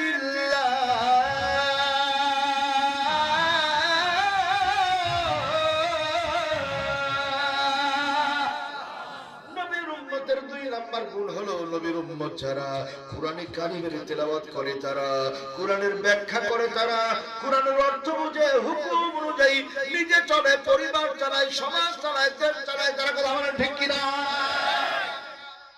বাংলাদেশে ছোট চোর যারা, ওদের বুদ্ধি একটু কম, ওদের বিদ্যুৎ একটু কম। ছোট চোর যারা সামান্য একটু চুরি করে বুদ্ধি কম, কিন্তু বড় বড় চোরের মাথায় এত বেশি বুদ্ধি, জনগণের এক কলমের খোঁচায় জনগণের লক্ষ লক্ষ কোটি কোটি টাকা মেরে ধরে খায়। আকান্ত আপন করে না আমার কথা বুঝেন। কথা বলার যে পাখি আছে, কথা বলার পাখির নাম কি? ময়না। কি নাম বলেন? ময়না পাখি কথা বলে না? ময়না পাখি কথা বলে, সমস্ত পাখি উড়ে বেড়ায়, আর ময়না পাখি কোন জায়গায়? খাঁচার ভিতরে থাকে। পিছনের ভাইরা আমরা কথা বুঝছেন না নাকি? কথা বোঝা যায়? তাহলে কথা বলে যে পাখির নাম কি? ময়না। থাকে কোন জায়গায়? খাঁচার ভিতরে। বাংলাদেশের ইতিহাসে খুনির আসামি, ফাঁসির আসামি, সন্ত্রাসী, চাঁদাবাজ, লুটতরাজ, বদমাশগুলো লাগিয়ে ঘুরে বেড়ায়। আল্লাহর কোরআনের ময়না বিশ্বনন্দিত মুফাসসির জেলখানার ভিতরে 3 কাটা। ইতিহাস সাক্ষী, যেই লোকটা ফাঁসির রায় লিখেছিল, অ্যাটর্নি জেনারেল আফসোস করে বলছে, ফাঁসির রায়টা লিখলাম কিন্তু ফাঁসিটা দেখে যেতে পারলাম না। আল্লাহ পাক বলেন থামো, হিসাব আমি করছি। কয়দিন পর এমন করোনা ধরলো, অ্যাটর্নি জেনারেল করোনায় ধরা খেয়ে বিদায় নিয়ে চলে গেল। আর কোরআনের ময়না আজ পর্যন্ত বেঁচে আছে। সম্মানিত ভাইরা, বান্ধবীরা আমার, কষ্ট হচ্ছে না? বহু কথা জমা আছে ভিতরে, সময় লাগবে। একদিনে বলা যায় না, এক মাহফিলে বলা যায় না। 2-1টা বলে যাই। বাংলাদেশের স্বাধীনতার পর থেকে বাঙালি জাতিকে এমন শক্ত কথা কেউ বলে নাই। বলেছিল একজন লোক, আমি নাম বলবো না, শুধু ইশারায় বুঝেন। 5 ওয়াক্ত নামাজে 5 জন, জুমার নামাজে 10 জন, তারাবির নামাজে 12 জন। তার মানে 10 আর 2 12, যত কমাতে পারো। মসজিদ কি বাবা জানের মসজিদ নাকি ভাই?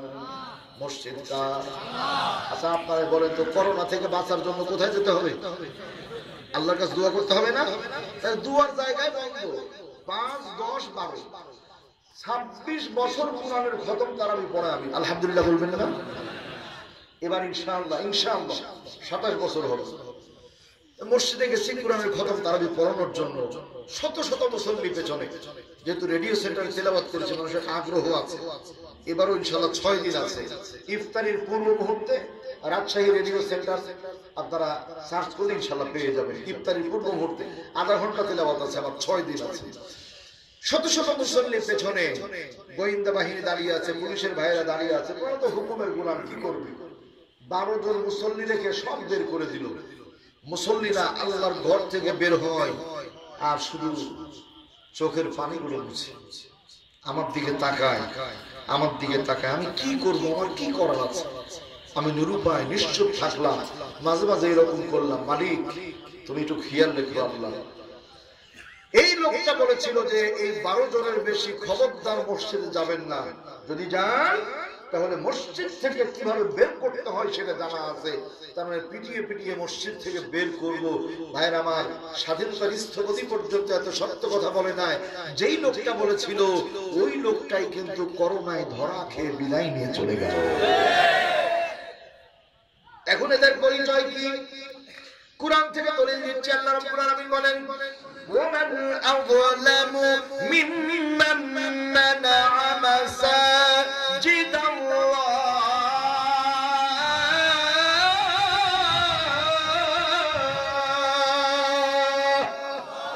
ওই ব্যক্তির চাইতে বড় জালেম আর কে হতে পারে যে আল্লাহর বান্দাদেরকে আল্লাহর ঘর মসজিদে যেতে বাধা প্রদান করে।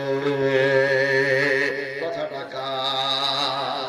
একান্ত আপনজন নামের সংক্ষিপ্ত একটু কথা শোনায় দিই। 2 নাম্বার, ইয়াতলুনা আয়াতিল্লাহ, আল্লাহর কোরআনের তেলাওয়াতের দরকার আছে না? ওই মা ভাগ্যবান যার সন্তান কোরআন পড়ে, ওই বাবা ভাগ্যবান যার সন্তান কোরআন পড়ে। ও দোস্তর আমার, ভাইয়ের আমার, যার সিলাসে আছে কোরআন, নাইকো তাহার ডর।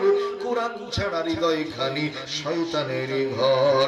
একটা ছেলে আলেম হলে লাগবে রে তোর মরণ কালে, জান কবুজের কালে তুমি, জান কবুজের কালে তুমি পাইবে রে আসাল।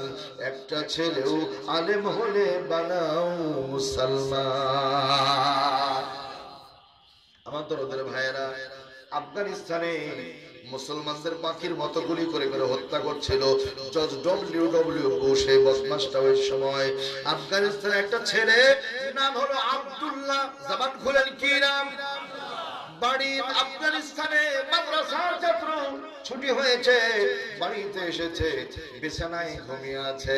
হঠাৎ করে মসজিদ থেকে আযানের ধ্বনি ভেসে আসলো, আসসালাতু খায়রুম মিনাল নাওম, আসসালাতু খায়রুম মিনাল নাওম।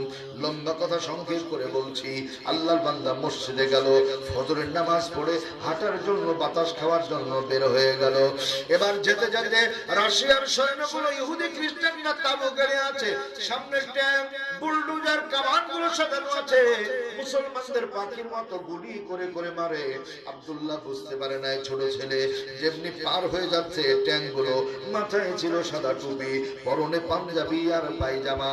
রাশিয়ান সৈন্যের কমান্ডার ইন চিফ সেনাপ্রধান দেখে ফেললো, হুঙ্কার দিল, আমার সৈন্যবাহিনী, ওই যে মুসলমানদের গোয়েন্দা, ধরো ধরো। 2 জন সৈন্য চলে গেল, আব্দুল্লাহর 2 হাত ধরে ফেললো, তাঁবুর ভিতরে প্রবেশ করেছে। রাশিয়ান সৈন্যের প্রধান বড় বড় চোখ করে তাকিয়ে আছে, কোশ্চেন করলো, এই লড়কা তুমকা নাম কিয়া হ্যায়? তোমার নামটা কি? বলে, আমার নাম হলো আব্দুল্লাহ। তোমার বাবা কি করে? বলে, আমার আব্বা হলো আফগানিস্তানের একজন মুজাহিদ। চিৎকার মেরে বলেন আলহামদুলিল্লাহ। আব্দুল্লাহ রে, তুমি কি মুসলমান? বলে, হ্যাঁ। না মুসলিম? শোনো, এই যে দেখেন, বাম পকেট থেকে জোরে টান মেরে ছোট্ট একটা বই, বলল, please take it your book, you read your book. ধরো তোমার বইটা, দেখো তো বইটা চিনতে পারো কিনা, বইটার নাম জানো কিনা।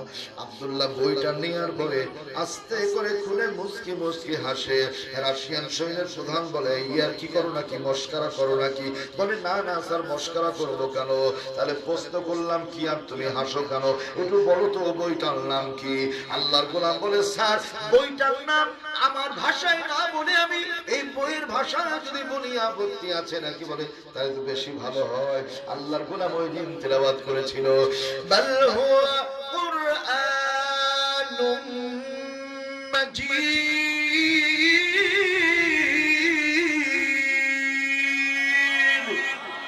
নিশ্চয় সম্মানিত গ্রন্থ, বরং সম্মানিত গ্রন্থ কোরআন। তাই নাকি এটা কোরআন? বলে, হ্যাঁ। আব্দুল্লাহর সামনে তাকাও, কি দেখা যায়? বলে স্যার ট্যাঙ্ক কামান গোলরুদার দেখা যায়। কয়টা আছে গণ? 1 2 3 4 5 6 করে। বলে স্যার 12টা ট্যাঙ্ক। আব্দুল্লাহ সারা জীবন শুনে আসছি মুসলমানদের কোরআনে আল্লাহর বিশাল ক্ষমতা আছে। কোরআনে কারীম থেকে যে কোন আয়াত পড়ে অথবা সূরা পড়ে 12টা ট্যাঙ্ক যদি বাস্ট করতে পারো, বুকের সঙ্গে জড়িয়ে ধরে বাড়ি পর্যন্ত নিরাপত্তা দিয়ে প্রোটোকল দিয়ে পৌঁছে দেব। আর যদি ট্যাঙ্কগুলো বাস্ট করতে না পারো, তাহলে কন্ট্রোলারে চিপে ধরে হত্যা করে ফেলবো। আর তোমার কোরআনের পৃষ্ঠাগুলো ছিঁড়ে ছিঁড়ে পায়ের তলে ফেলে বেইজ্জতি করব। নবীর আশিক যারা বলেন নাউযুবিল্লাহ। আব্দুল্লাহ এখন কায়দায় না বেকায়দায়? কঠিন বেকায়দায়। এই তাকান তাকান, আমাদের তাকান, আস্তে করে এরকম করে নজর করে সাহায্য চাই কার কাছে? তাহলে আব্দুল্লাহ ছোট একটা ছেলে, সাহায্য চাই আল্লাহর কাছে। আর বাংলাদেশে এমন তো বড় বড় মানুষ আছে যারা বলে যে মা দুর্গা গজে চড়ে আসার কারণে এবার ফল ফসল ভালো হয়েছে। কি আমি কি বানিয়ে বললাম নাকি? কিরকম আছে না? তার মানে যার মনে যা ফাল দিয়ে উঠে তা ওই লাঠির লোকটা প্রমাণ হয়ে গেছে।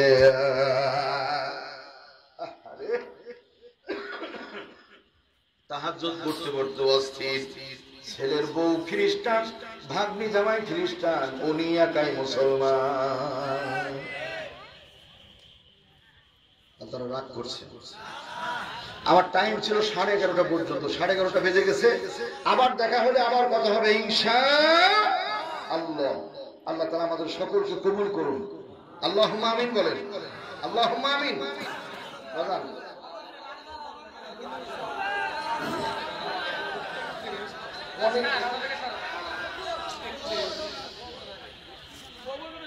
দাদা অনেক দূরে যাবো ভাই, দেখছেন ফতোয়া রেডি করা আছে, আল্লাহ আছে সবাই। মুহাব্বাতান আল্লাহুম্মা সাল্লি আলা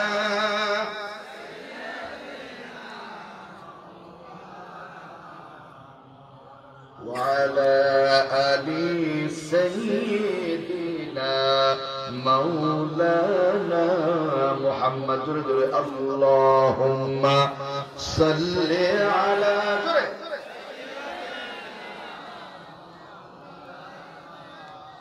وعلى آل سيدنا مولانا محمد।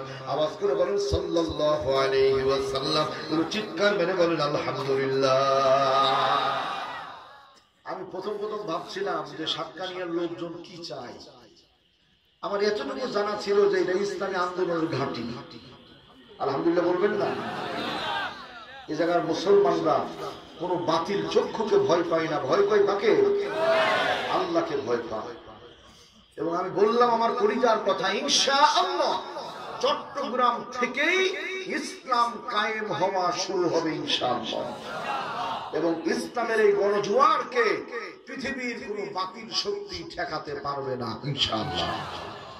প্রিয় ভাইয়েরা আমার, দরদিরা আমার, আল্লাহ আব্দুল্লাহ কথা বলছেন আপনাদের। আব্দুল্লাহ দাঁড়িয়ে আছে সামনে। আব্দুল্লাহ বলে স্যার আমাকে ছেড়ে দেন। বাবার কাছে অনুমতি নেই নাই, মায়ের কাছে অনুমতি নেই নাই। আমি বাতাস খাওয়ার জন্য বের হয়েছি। খেয়াল করেন চিকিৎসা বিজ্ঞানীরা এখন বলছে যে ফজরের নামাজ পড়ে একটু হাঁটু উপকার হবে। আর দিনের নবী 1450 বছর আগে বলে গেছে এক ছেলে ভাত খাবে না বাড়িতে ভাত খাবে না, মায়ের সাথে গন্ডগোল। তো মা বলছে খাও বাবা, বলে না ও খাবে না, সেজন্য রাগ করে গাছের আগায় বসে আছে। কথা ভালো করে বুঝেন। মায়ের মন খুব নরম। আলহামদুলিল্লাহ বলেন। এই দুনিয়ায় কেউ হবে না বাবা মায়ের সমতুল্য, কেউ দিতে পারিবে না।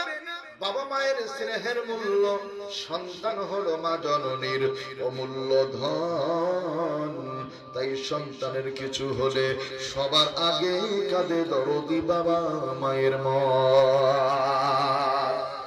আমি জানি এই সাতকানিয়া লোহা গড়ার চান্দনায় আমি মাহফিল করেছি এর আগেও।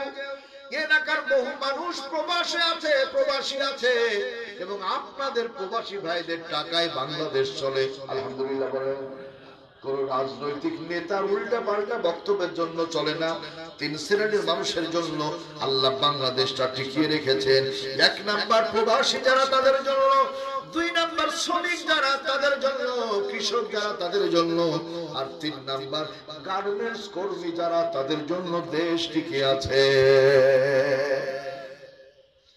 প্রবাসী সন্তানগুলি যখন কোনো বেকায়দায় পড়ে যায়, অসুস্থ হয়ে যায় অথবা কোনো সমস্যায় পড়ে, আল্লাহ পাকের ভাষা অনুযায়ী দুনিয়ার পশু পাখি জানার আগে তার দরদের বাবা আর মায়ের কলিজার মধ্যে খবর হয়ে যায়। এখন চিকিৎসা বিজ্ঞানী যারা তারা বলছে যে বাইরে থেকে আসার পরে কমপক্ষে 20 সেকেন্ড ধরে হাত ধুতে, তাই তো? তাই বলছে না 20 সেকেন্ড হাত ধুতে হ্যান্ড ওয়াশ দিয়ে। আর এই সাবান কোম্পানিগুলো বহুদিন চান্সে ছিল, দোয়া করছিল আল্লাহ কবে ওই দিন আসবে যেদিন হাত ধুতে ধুতে সাবান কোম্পানি শেষ হয়ে যাবে, কোম্পানি দিয়ে ধুবে তখন। আল্লাহর মেহেরবানি কবুল হয়ে গেছে দোয়া। নবীজি বলেছেন 5 ওয়াক্তে 5 বার ওযু করো। কয় ওয়াক্তে কয়বার? 5 ওয়াক্তে 5 বার ওযু করো। আর বর্তমান সময় করোনা আসার কারণে ওই ওযুটা কি হাত ধোয়ার মাধ্যমে যারা ডাক্তার তারা প্রমাণ করলো যে দিনের নবী 1450 বছর 1500 বছর আগে বলে গেছেন যে কথা, বর্তমানে হাত ধোয়া ছাড়া কোনো উপায় না। তার মানে কায়দায় মানেনি, বেকায়দায় মানতে হলো, বলেন ঠিক কিনা? ছেলে গাছের আগায় বসে আছে, মা খাবার নিয়ে গিয়ে গাছের ডালের সাথে বেঁধে রেখে আসছে, মা তোর গাছে উঠতে পারে না, বলছে বাবা খাবারটা রেখে দিলাম খেয়েও শোনা। তো ছেলে কথা বলে না। সন্ধ্যা ঘনিয়ে আসছে, ডাকাতের একদল সদস্য ওর আস্তে আস্তে আস্তে করে হেঁটে যাচ্ছে ওই গাছের গুড়া দিয়ে। হঠাৎ নজর করে দেখে গাছে বাটি লটকায়, খাবার লটকায়। খোলার পরে দেখে যে ভাত আছে, তরকারি আছে, ভালো ভালো তরকারি। এর সর্বনাশ করেছে। ঘটনা কি? তাকে দেখে ওই বদমাশ উপরে বসে আছে। ডাকাত দলের সদস্যরা বলছে এদিকে আসো। না না আসো না। 2-3 জন উঠে ওর কান ধরে নিয়ে আসছে নিচে। নিয়ে এসে বলছে ভাত খা। তো বলছে আমার কেন এখানে? তো বলছে আমার আম্মার সাথে রাগারাগি করে আমি চলে আসছি, আমি ভাত খাবো না সেই জন্য। তো ভাত কিভাবে আসলো? বলছে আমার আম্মা দিয়ে গেছে। তো খা ভাত। বলছে না খাবো না। খা না খাবো না। ও তার মানে আমরা খাবো, খেয়ে মারা যাবো, মনে হয় ভাতে মিষ্টি মিশানো আছে, ভাতে মনে হয় বিষ দেওয়া আছে, ওই জন্য আমাদের মেরে ফেলবা, তুমি বেঁচে দেখবা। এটা বদমাশ কথা, লাঠি নিয়ে 2-3 বাড়ি পাছার উপরে। এখন কি করবে? ডাকাতের মাকে বুঝতেই পারছো, তখন মায়া দয়া, মায়ের চোটে ভাত খায় কি খায়। তো ওই বদমাশ একটু পরে বলছে যে আল্লাহ যাকে খাওয়ায় তাকে মায়ের দিয়েও খাওয়ায়। আমাদের বাংলাদেশে একই অবস্থা ভাই। রাসূল হাত ধুতে বলেছেন। সুন্নাত তরিকা হলো বাইরে থেকে আসার পরে 2 হাত, মুখ এবং পা শুদ্ধ করে ধোয়া, দ্যাট মিন্স ওযু করা। এটা মানে কি করা? ওযু করা। আর ওই ওযু করলাম আমরা, করোনায় ডাক্তারদের কথা শুনে। তার মানে রাসূলের কথা তো একদিন শুনতেই হবে। আল্লাহ শুনিয়ে নিয়ে ছেড়েছেন, বলেন ঠিক কিনা? দরদের ভাইয়েরা আমার, আল্লাহর গোলাম আব্দুল্লাহ কুরআনে কারীমের ছাত্র, সকালবেলার বাতাস খাওয়ার জন্য বের হয়ে গেছে। সুবহ কি হাওয়া, লাখো বিমারি কা দাওয়া। চিকিৎসা বিজ্ঞান বলছে সকালবেলার বাতাস যদি কেউ নিয়মিত গায়ে লাগাতে পারে, আল্লাহ তাআলা অসংখ্য বালা মুসিবত থেকে বান্দা বান্দীকে সুস্থ রেখে দেবে। আব্দুল্লাহ যায় রাশিয়ার সৈন্যের প্রধানদের ভিতরে ধরে এনেছে তাবুর ভিতর। আব্দুল্লাহ রে তাড়াতাড়ি করে 12টা ট্যাঙ্ক বাস্ট করে দেখাও, তোমার কোরআনের ক্ষমতা আমরা দেখতে চাই। আল্লাহর গোলাম বলে ক্ষমতা তো আমার নাই, তবে আমার আল্লাহ যদি ইচ্ছা করেন 12টা কেন আরো বেশি বাস্ট হতে পারে। আর আল্লাহ না চাইলে হবে না, তবে আমি আল্লাহর গোলাম, আল্লাহর কাছে সাহায্য চাচ্ছি। ওই চিৎকার মেরে বলেন আলহামদুলিল্লাহ। আব্দুল্লাহ এখন দাঁড়িয়ে আছে। রাশিয়ান সৈন্যের প্রধান বলে কাম টু দা পয়েন্ট, তাড়াতাড়ি করো, দেরি করবে না। বলে ঠিক আছে, একটু পানি দেন, আমাকে পানি দেন। সুবহানাল্লাহ বলেন। এই ছেলে পানি নিয়ে কি করবা? পানি দিয়ে আগুন নিভানো যায়, জ্বালানো যায় না। লম্বা একটা পাথর ছুঁড়ে মারো, বাস্ট হতে পারে ট্যাঙ্কগুলো, পানি দিয়ে তো কিছুই হবে না। আব্দুল্লাহ বলে বুঝবেন না, বুঝবেন না, মুসলমানের হিসাব কিতাব পানির ভিতরে লুকিয়ে আছে। আপনারা পানি দেন, আমি আল্লাহর কোরআনের ক্ষমতা আপনাদের দেখিয়ে দেব।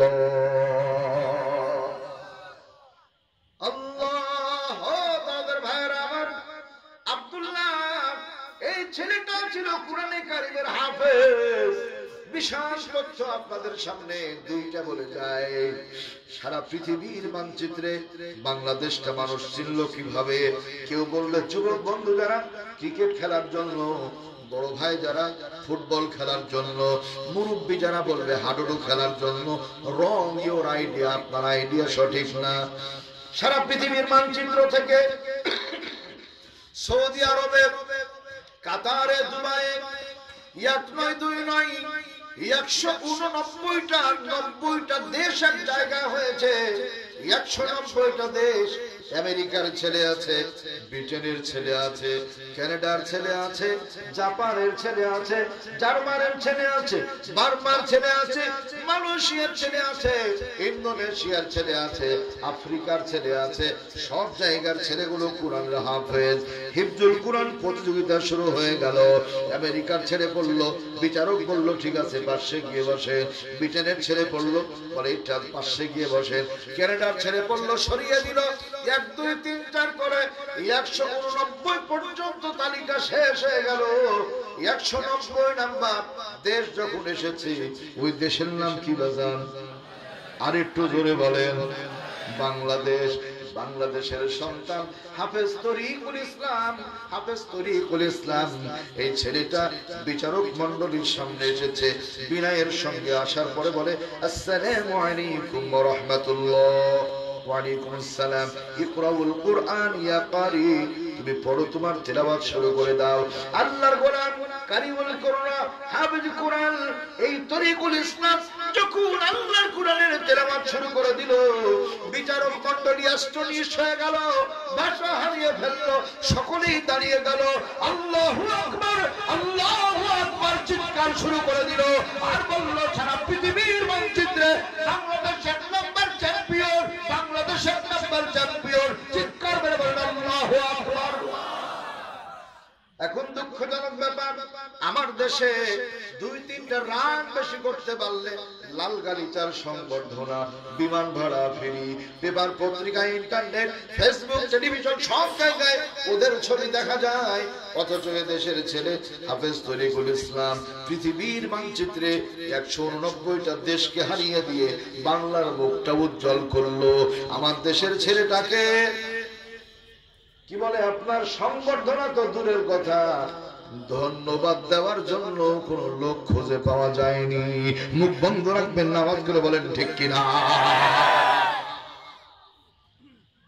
তার মানে মূল বিষয়টা বাদ দিয়ে ফাও নিতে আমরা ব্যস্ত। ফাও মানে বুঝুন তো, ফাও মানে ফ্রি। কোম্পানি একটা মালের দাম যখন কমায়, প্রথমত বাড়ায়, তারপরে কমায়, 1 নাম্বার। 2 নাম্বার হলো যে যেই মাল কোম্পানিতে বেশি জমা হয়, মাল বিক্রির জন্য ধান্দায় মালের দাম কমায়, এমনি এমনি কমায় না। তার মানে ফ্রি যেখানে ভেজাল সেখানে। ঠিক আছে না নাই? আমার রাজশাহীতে একটা সিস্টেম আছে, 5 কেজি মাছ কিনলে 500 গ্রাম ফ্রি। ব্রিটিশ পিরিয়ডে একটা সময় ছিল 5 লিটার সয়াবিন কিনলে হাফ লিটার ফ্রি। খুব ভালো করে বুঝেন। চাচা বাইরের থেকে এসেছেন, কৃষি কাজ করে, বাড়িতে যেমনি প্রবেশ করেছেন, চাচির তেল শেষ। চাচির তেল শেষ মানে চাচির তেল না, রান্নার তেল শেষ। এবার উল্টে বুঝেন না। চাচি একটু বড় লোক ঘরের মধ্যে, তাড়াতাড়ি তেল নিয়ে এসো, রান্নার তেল শেষ হয়ে গেছে। তেল না নিয়ে আসলে মিলছে খাবার মুখে উঠবে না। চাচা চিন্তা করেছে যেহেতু মেয়ে মানুষ ক্ষমতায়, এখন তো আর চিল্লা চিল্লিও করা যাবে না, যাই নিয়ে আসি। খুব তাড়াহুড়া করে যাওয়ার কারণে প্লাস্টিকের কন্টেনার নিয়েছে, মুখের খাপটা নিতে ভুলে গেছে। খুব তাড়াহুড়ার কারণে দোকানদারের কাছে যাওয়ার পরে দোকানদার তেল মেপে দিয়েছে, একেবারে বোতল লোড করে, কন্টেনার লোড করে বেচারা তেল নিয়ে বাড়ির দিকে ফিরে আসছে। অর্ধেক বেরিয়ে বাড়ির পিছনে ফিরে যাওয়ার দোকান মাঝামাঝি, মানে মুজাবজাবির অবস্থায় আছে। এখন বুঝেন ওই বেচারা শর্ট হয়ে গেছে। আরে আমি না হয় মুরব্বী মানুষ ভুলে গেলাম ফ্রি তেলটা নিতে, তাহলে দোকানদার তো যুবক মানুষ, ওগুলো হয় দুষ্টামি করে দেয়। রাগ করে ফিরে যাওয়ার পরে বলছে দোকানদার, ব্যবসা করো কতদিন? বলে 42 বছর। দোকানদারে ছুটিয়ে দিব, মুরব্বী মানুষ তাই ঠকাও, আমি না হয় ভুলে গেলাম, তুমি কেন ফাও তেল দিলা না, ফ্রি তেলটা দিলা না? দোকানদার বলছে চাচা মন খারাপ করেন না, ভুল হয়েছে, আপনি কোন জায়গা নেবেন নেন, মানে বোতলে তো জায়গা। চাচা বহু সময় খুঁজে খেজে দেখবেন যে প্রত্যেকটা প্লাস্টিকের কন্টেনারের তলে একটু গর্ত জায়গা আছে, একটু গর্ত জায়গা আছে না? প্রত্যেকটা কন্টেনারে প্লাস্টিকের বোতলের তলে একটু খালি জায়গা আছে, ছোট্ট গর্ত জায়গা আছে। চাচা বলছে যে আগের যুগের লোক, আমাকে ঠকাবা তুমি, থাম। এবার বোতলের পিছনটা আসমানে, মুখটা জমি, তাহলে বোতলের ভিতরে তেলগুলো এখন জিকির আজগার করছে নাকি? কি পিছনে ভাইয়েরা কথা বুঝেন? তেল কি এখন বোতলে আছে? মুখে নাই খাপ, এরপরে ওই পাশা আসমানে আর মুখ জমিনে সমস্ত তেল পড়ে শেষ। ওই যে ছোট্ট একটু গর্ত জায়গা তলে, ওই জায়গায় একটু তেল নিয়ে বেচারা বাড়িতে গেল। আপনারা বলেন তো ওইটুকু তেল নিয়ে গেলে গন্ডগোল বাড়বে না কমবে? বোঝানোর জন্য বলছি, বোঝানোর জন্য বলছি। আপনাদের সাতকানিয়া বাজারে ঈদের আগের নাইটে বাবা পাঞ্জাবি আর পায়জামা কিনেছে ছেলের জন্য। যেহেতু ছেলেকে সঙ্গে নেই, একটু ভুল হয়েছে, পাঞ্জাবির ঝুলটাও বড়, পায়জামার ঝুলটাও বড়। ছেলে ওই চাঁদ রাত্রিতে, আমার রাজশাহী ভাষায় হলো চাঁদ রাত, ঈদের আগের রাত্রি, হ্যাঁ চাঁদ রাত, ওই রাত্রে গিয়ে প্রথমত মাকে বলছে, মা আব্বা পায়জামা কিনে দিয়েছে, তো পায়জামা বড় হয়ে গেছে, কেটে ছোট করে দিই। পাঞ্জাবি একটু বড় হলে পরা যায়, পায়জামা কি পরা যায় ভাই? ও তো ঝাড়ুদারের কাজ করবে। ছেলের মা বলছে আমি চরম ব্যস্ত, আমি পারবো না, তুমি যাও। ছেলের বোনের কাছে গেছে, ছেলের বোন আমার হাতে মেহেদি লাগিয়েছে, মেয়েদের শখ আহ্লাদ একটু বেশি, বলছে হাতে মেহেদি দেখতে পাচ্ছ না, যাও, পারবো না। এখন ছেলের দাদি আছে, বৃদ্ধা মানুষ, পান খায়, পান। মানুষের বয়স হয়ে গেলে সুবহান আল্লাহ বলতে লাগলে কিন্তু সুবহান আল্লাহ হয় না, সুবহান আগলা, আল্লাহকে আগলা বলে ফেলে। ওই পানের বাটায় কেবল এখানে বাড়ি দিয়েছে, অমনি যে হাজির। তো বলছে না আমিও পারবো না, তুমি আমার সামনে থেকে তুলে দাও, পারলে তুমি কোলে নাও। রাত্রি গভীর, মা চিন্তা করে আহারে 5টা না 10টা না, একটাই আমার ছেলে, সামান্য একটু পায়জামা কাটতে হবে, এই আবদারটুকু রক্ষা হবে না, তাই কি হয়? নতুন কেসি নিয়ে নিচ থেকে আস্তে করে কেটে দিয়েছে, আবদার রেখে দিয়েছে, পড়ার মতো হয়ে গেছে। বোন হঠাৎ করে হাতটা ধুয়ে, মেহেদির হাত ধুয়ে চিন্তা করে একটাই ভাই আমার, আর একটা ছোট আবদার, এটা রক্ষা না করলে হয়। এবার ও আবার নতুন কেসে নিয়ে, বোন তো মনে দয়া বেশি, আবার এক হাত কেটে দিয়েছে। দাদি চিন্তা করতো তোর পান খাওয়াল কিছু বলি, পান টান কিছু খাবো না, আগে রাতির কাপটা করে লাগি।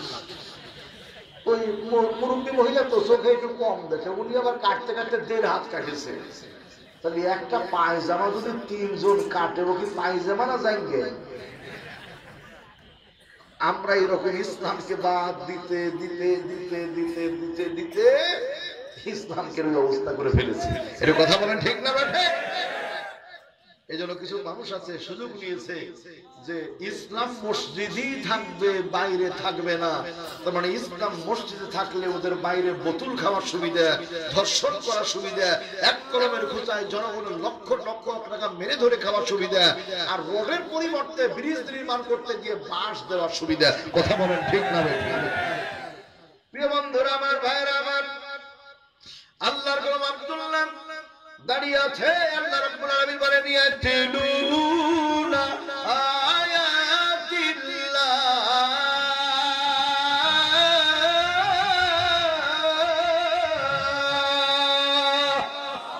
নবীর উম্মতের 2 নাম্বার গুণ কোরআনে কারীমের তেলাওয়াত করা। আব্দুল্লাহ এখন দাঁড়িয়ে, রাশিয়ান সৈন্যের প্রধান বলে তাড়াতাড়ি ট্যাঙ্কগুলো বাস্ট করো। অজু করা হয়ে গেল পানি নিয়ে। আব্দুল্লাহ বলে স্যার আমাকে 5 মিনিট টাইম দেন, ইউ হ্যাভ অনলি 5 মিনিট, 5টা মিনিট সময় দেন। বলেন না না সময় দেয়া হবে না। অন্যান্য সদস্য ছিল যারা বলে স্যার টাকা চাই না, পয়সা চাই না, 5 মিনিট সময় চেয়েছে, দেন দিয়ে দেন। ও দোস্তরা আমার বলেন তো সাহায্য কার? ওহুয়া খায়রুল নাসিরিন।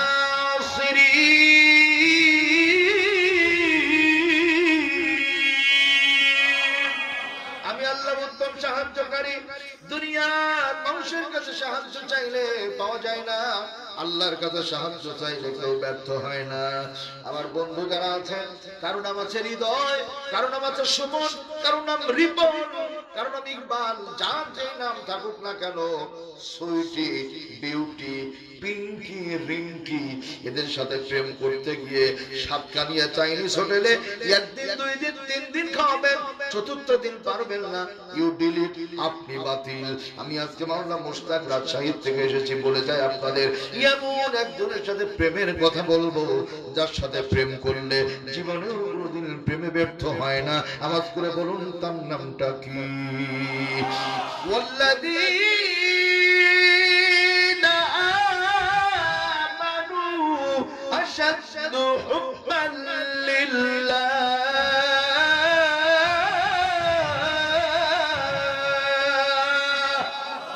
মুমিন যারা আল্লাহকে সবচাইতে বেশি ভালোবাসে, তারা আমরা ভালোবাসি কাকে?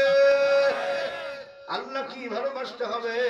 দোস্তরা আমার, আব্দুল্লাহ বারবার আসমানে তাকায়, আর ওই রাশিয়ান সৈন্যের প্রধানের দিকে তাকায়। তার মানে আসমানে আল্লাহর কাছে সাহায্য চায়, আর জমিনে ওর হুকুম পালনের জন্য চেষ্টা করে। এখন 5 মিনিট সময় দিয়ে দেওয়া হলো। আব্দুল্লাহ আস্তে আস্তে করে চলে যাচ্ছে। রাশিয়ান সৈন্যের প্রধান দেখো পালিয়ে চলে না যায়। আব্দুল্লাহ বলে, মুসলমান পালাতে জানে না, মুসলমান পালাতে জানে না, আমি নামাজ পড়বো। আব্দুল্লাহ 2 রাকাত নামাজের জন্য চিন্তা করলো। এখন আব্দুল্লাহ মনে মনে চিন্তা করে, রাশিয়ান সৈন্যের প্রধান ঘোষণা দিয়েছে, যদি আমি ট্যাঙ্কগুলো পাস করতে না পারি, কন্ট্রোলের চিপে ধরে ছিঁড়ে ফেলবে, আর কোরআনের পৃষ্ঠাগুলো বেইজ্জতি করবে ছিঁড়ে ছিঁড়ে। আল্লাহ তোমার কাছে সাহায্য চাই, আল্লাহ দয়া করো, মায়া করো। এবার মনে মনে চিন্তা করে লম্বা সূরা পড়বো, কারণ কুরআন পড়া মানে কার সাথে কথা বলা। যেহেতু মারা যাবো একটু পরেই, আমি কাছে একটু মালিকের সাথে কথা বলে নিব, লম্বা সূরা পড়বো। হঠাৎ সিদ্ধান্ত পরিবর্তন, না না না, লম্বা সূরা পড়া যাবে না। কারণ হলো, আমি যদি লম্বা সূরা পড়ি, তাহলে রাশিয়ান ইহুদি খ্রিস্টানগুলো মনে মনে করবে মুসলমানরা মৃত্যুকে ভয় পায়, এই জন্য লম্বা সূরা পড়া শুরু করেছে। আল্লাহু আকবার বলেন। দরদিরা আমার, এবার আব্দুল্লাহ লম্বা সূরা না পড়ে ছোট ছোট 2টা সূরা পড়ল। আল্লাহু আকবার। কি কি 2টা সূরা আমাদের জানতে হবে। নামাজ পড়া শেষ হয়ে গেল, আল্লাহর কাছে হাত তুলে, রব্বুল আলামিন, আমি আব্দুল্লাহ একবার নয় 100 বার মৃত্যুবরণ করতে রাজি আছি, তবে তোমার কোরআনের পৃষ্ঠা ছিঁড়ে ফেলবে, আমার জীবনে এক ফোঁটা রক্ত থাকা পর্যন্ত সহ্য করতে পারবো না, ওর প্রতিবাদ করেই ছাড়বো, ঠিক কিনা? দরদের ভাইয়ের আমার, বন্ধুরা আমার, এবার আব্দুল্লাহ দাঁড়িয়ে রাশিয়ান সৈন্যের প্রধান বলে, তাড়াতাড়ি করো, তাড়াতাড়ি করো, দেরি করো না, দেরি করো না। আব্দুল্লাহ বলে, স্যার, পানি চেয়েছিলাম দিয়েছেন, সময় চেয়েছিলাম দিয়েছেন, আর একটা জিনিস চাই। কি? বলে, 1 মুষ্টি বালি হাতে দেন, 1 মুষ্টি বালি হাতে দেন।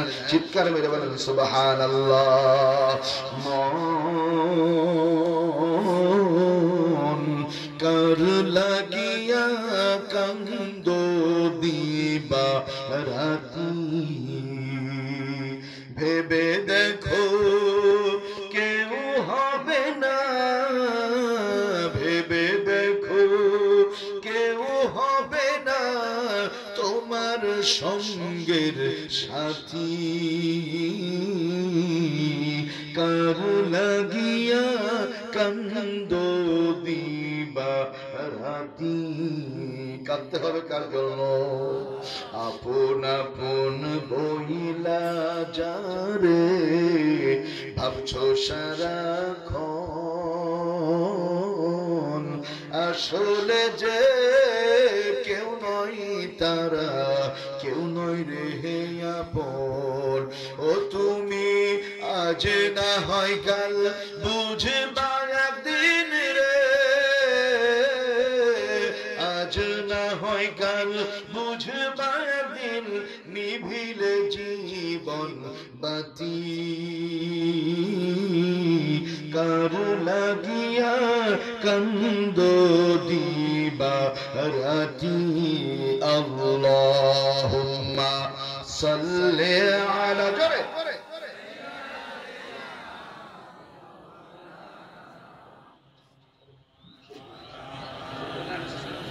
সাইয়্যিদিনা মাওলানা মুহাম্মদ। আওয়াজ করে বলেন সাল্লাল্লাহু আলাইহি ওয়াসাল্লাম। ও দোস্তরা আমার, হাতে বালি নিয়েছে, বালি নেয়ার পরে কোন সূরা পড়লো জানার দরকার আছে না নাই? এইটা অন্তত থাক, আবার দেখা হলে বলা হবে ইনশাআল্লাহ। মানে হুজুরদের পক্ষে কোনো লোক নাই, বুঝতে না, হুজুর যা হয় হোক, চালিয়ে যান। বিসমিল্লাহির রহমানির রহিম, ইয়াসিন।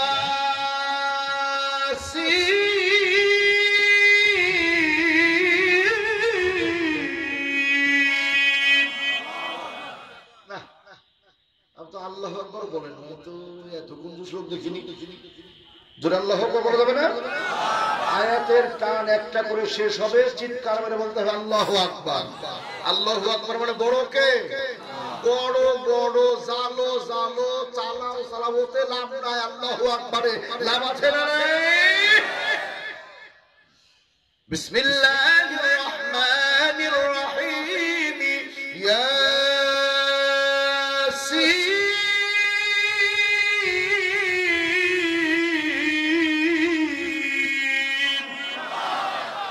والقرآن الحكيم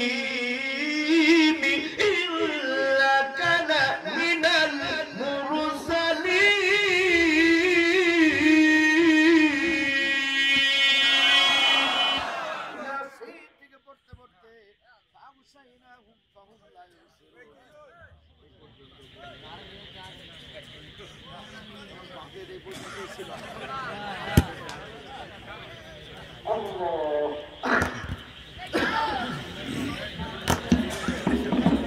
আল্লাহু আকবার। প্রিয় বন্ধুরা আমার, ইয়াসিন থেকে পড়তে পড়তে ফাগুশাইনাহুম ফাহুম লা ইউসিরুন এ পর্যন্ত পড়লো। পড়ার পরে দিল ভাই হাতের বালুগুলোর দিকে তাকিয়ে ফু দিয়ে দিল। এবার আস্তে আস্তে হাতটা মুষ্টি বেঁধে নিয়ে পিছন দিকে টেনে ধরে সামনে 12টা ট্যাঙ্কের দিকে আব্দুল্লাহ জেবনে ছুঁড়ে মেরে দিল। মুহূর্তের মধ্যে 1 নয় 2 নয় 12টা ট্যাঙ্ক পট করে বাস্ট হয়ে গেল। চিৎকার মেরে বলেন আল্লাহু আকবার। রাশিয়ার ইহুদি খ্রিস্টান গুলো হাত উঁচু করে আছে। আব্দুল্লাহ বলে হাত নামান, বলে হাত নামাবো না। বলে কেন? কালেমা পড়াবে যখন হাত নামাবো তখন। ওই দিন আফগানিস্তানের মধ্যে রাশিয়ার ইহুদি খ্রিস্টান গুলো কালেমা পড়ে মুসলমান হয়ে গেছে। আলহামদুলিল্লাহ, আলহামদুলিল্লাহ। আজকে প্রোগ্রামে যারা আয়োজন করেছেন তাদের মোবারকবাদ, ধন্যবাদ। আমাকে যারা দাওয়াত দিয়ে রাজশাহী থেকে পর্যন্ত নিয়ে এসেছেন তাদেরকে আন্তরিক অভিনন্দন। আপনাদের জন্য দোয়া করি, আপনারা আমার জন্য দোয়া করবেন। আপনারা আমাদের প্রত্যেককে সুস্থ রাখেন, বিশেষ করে কুরআনের পাখি যারা, কুরআনের ময়না যারা, আল্লাহ যেন তাদেরকে নিরাপদে রাখেন। আমাদের দেশ ও জাতিকে আল্লাহ যেন কবুল করে, আল্লাহুম্মা আমিন। ওয়া আখিরু দাওয়ানা আলহামদুলিল্লাহি রাব্বিল আলামিন। এখন আরো বাকি কার্যক্রম আছে, আপনারা বসেন ইনশাআল্লাহ।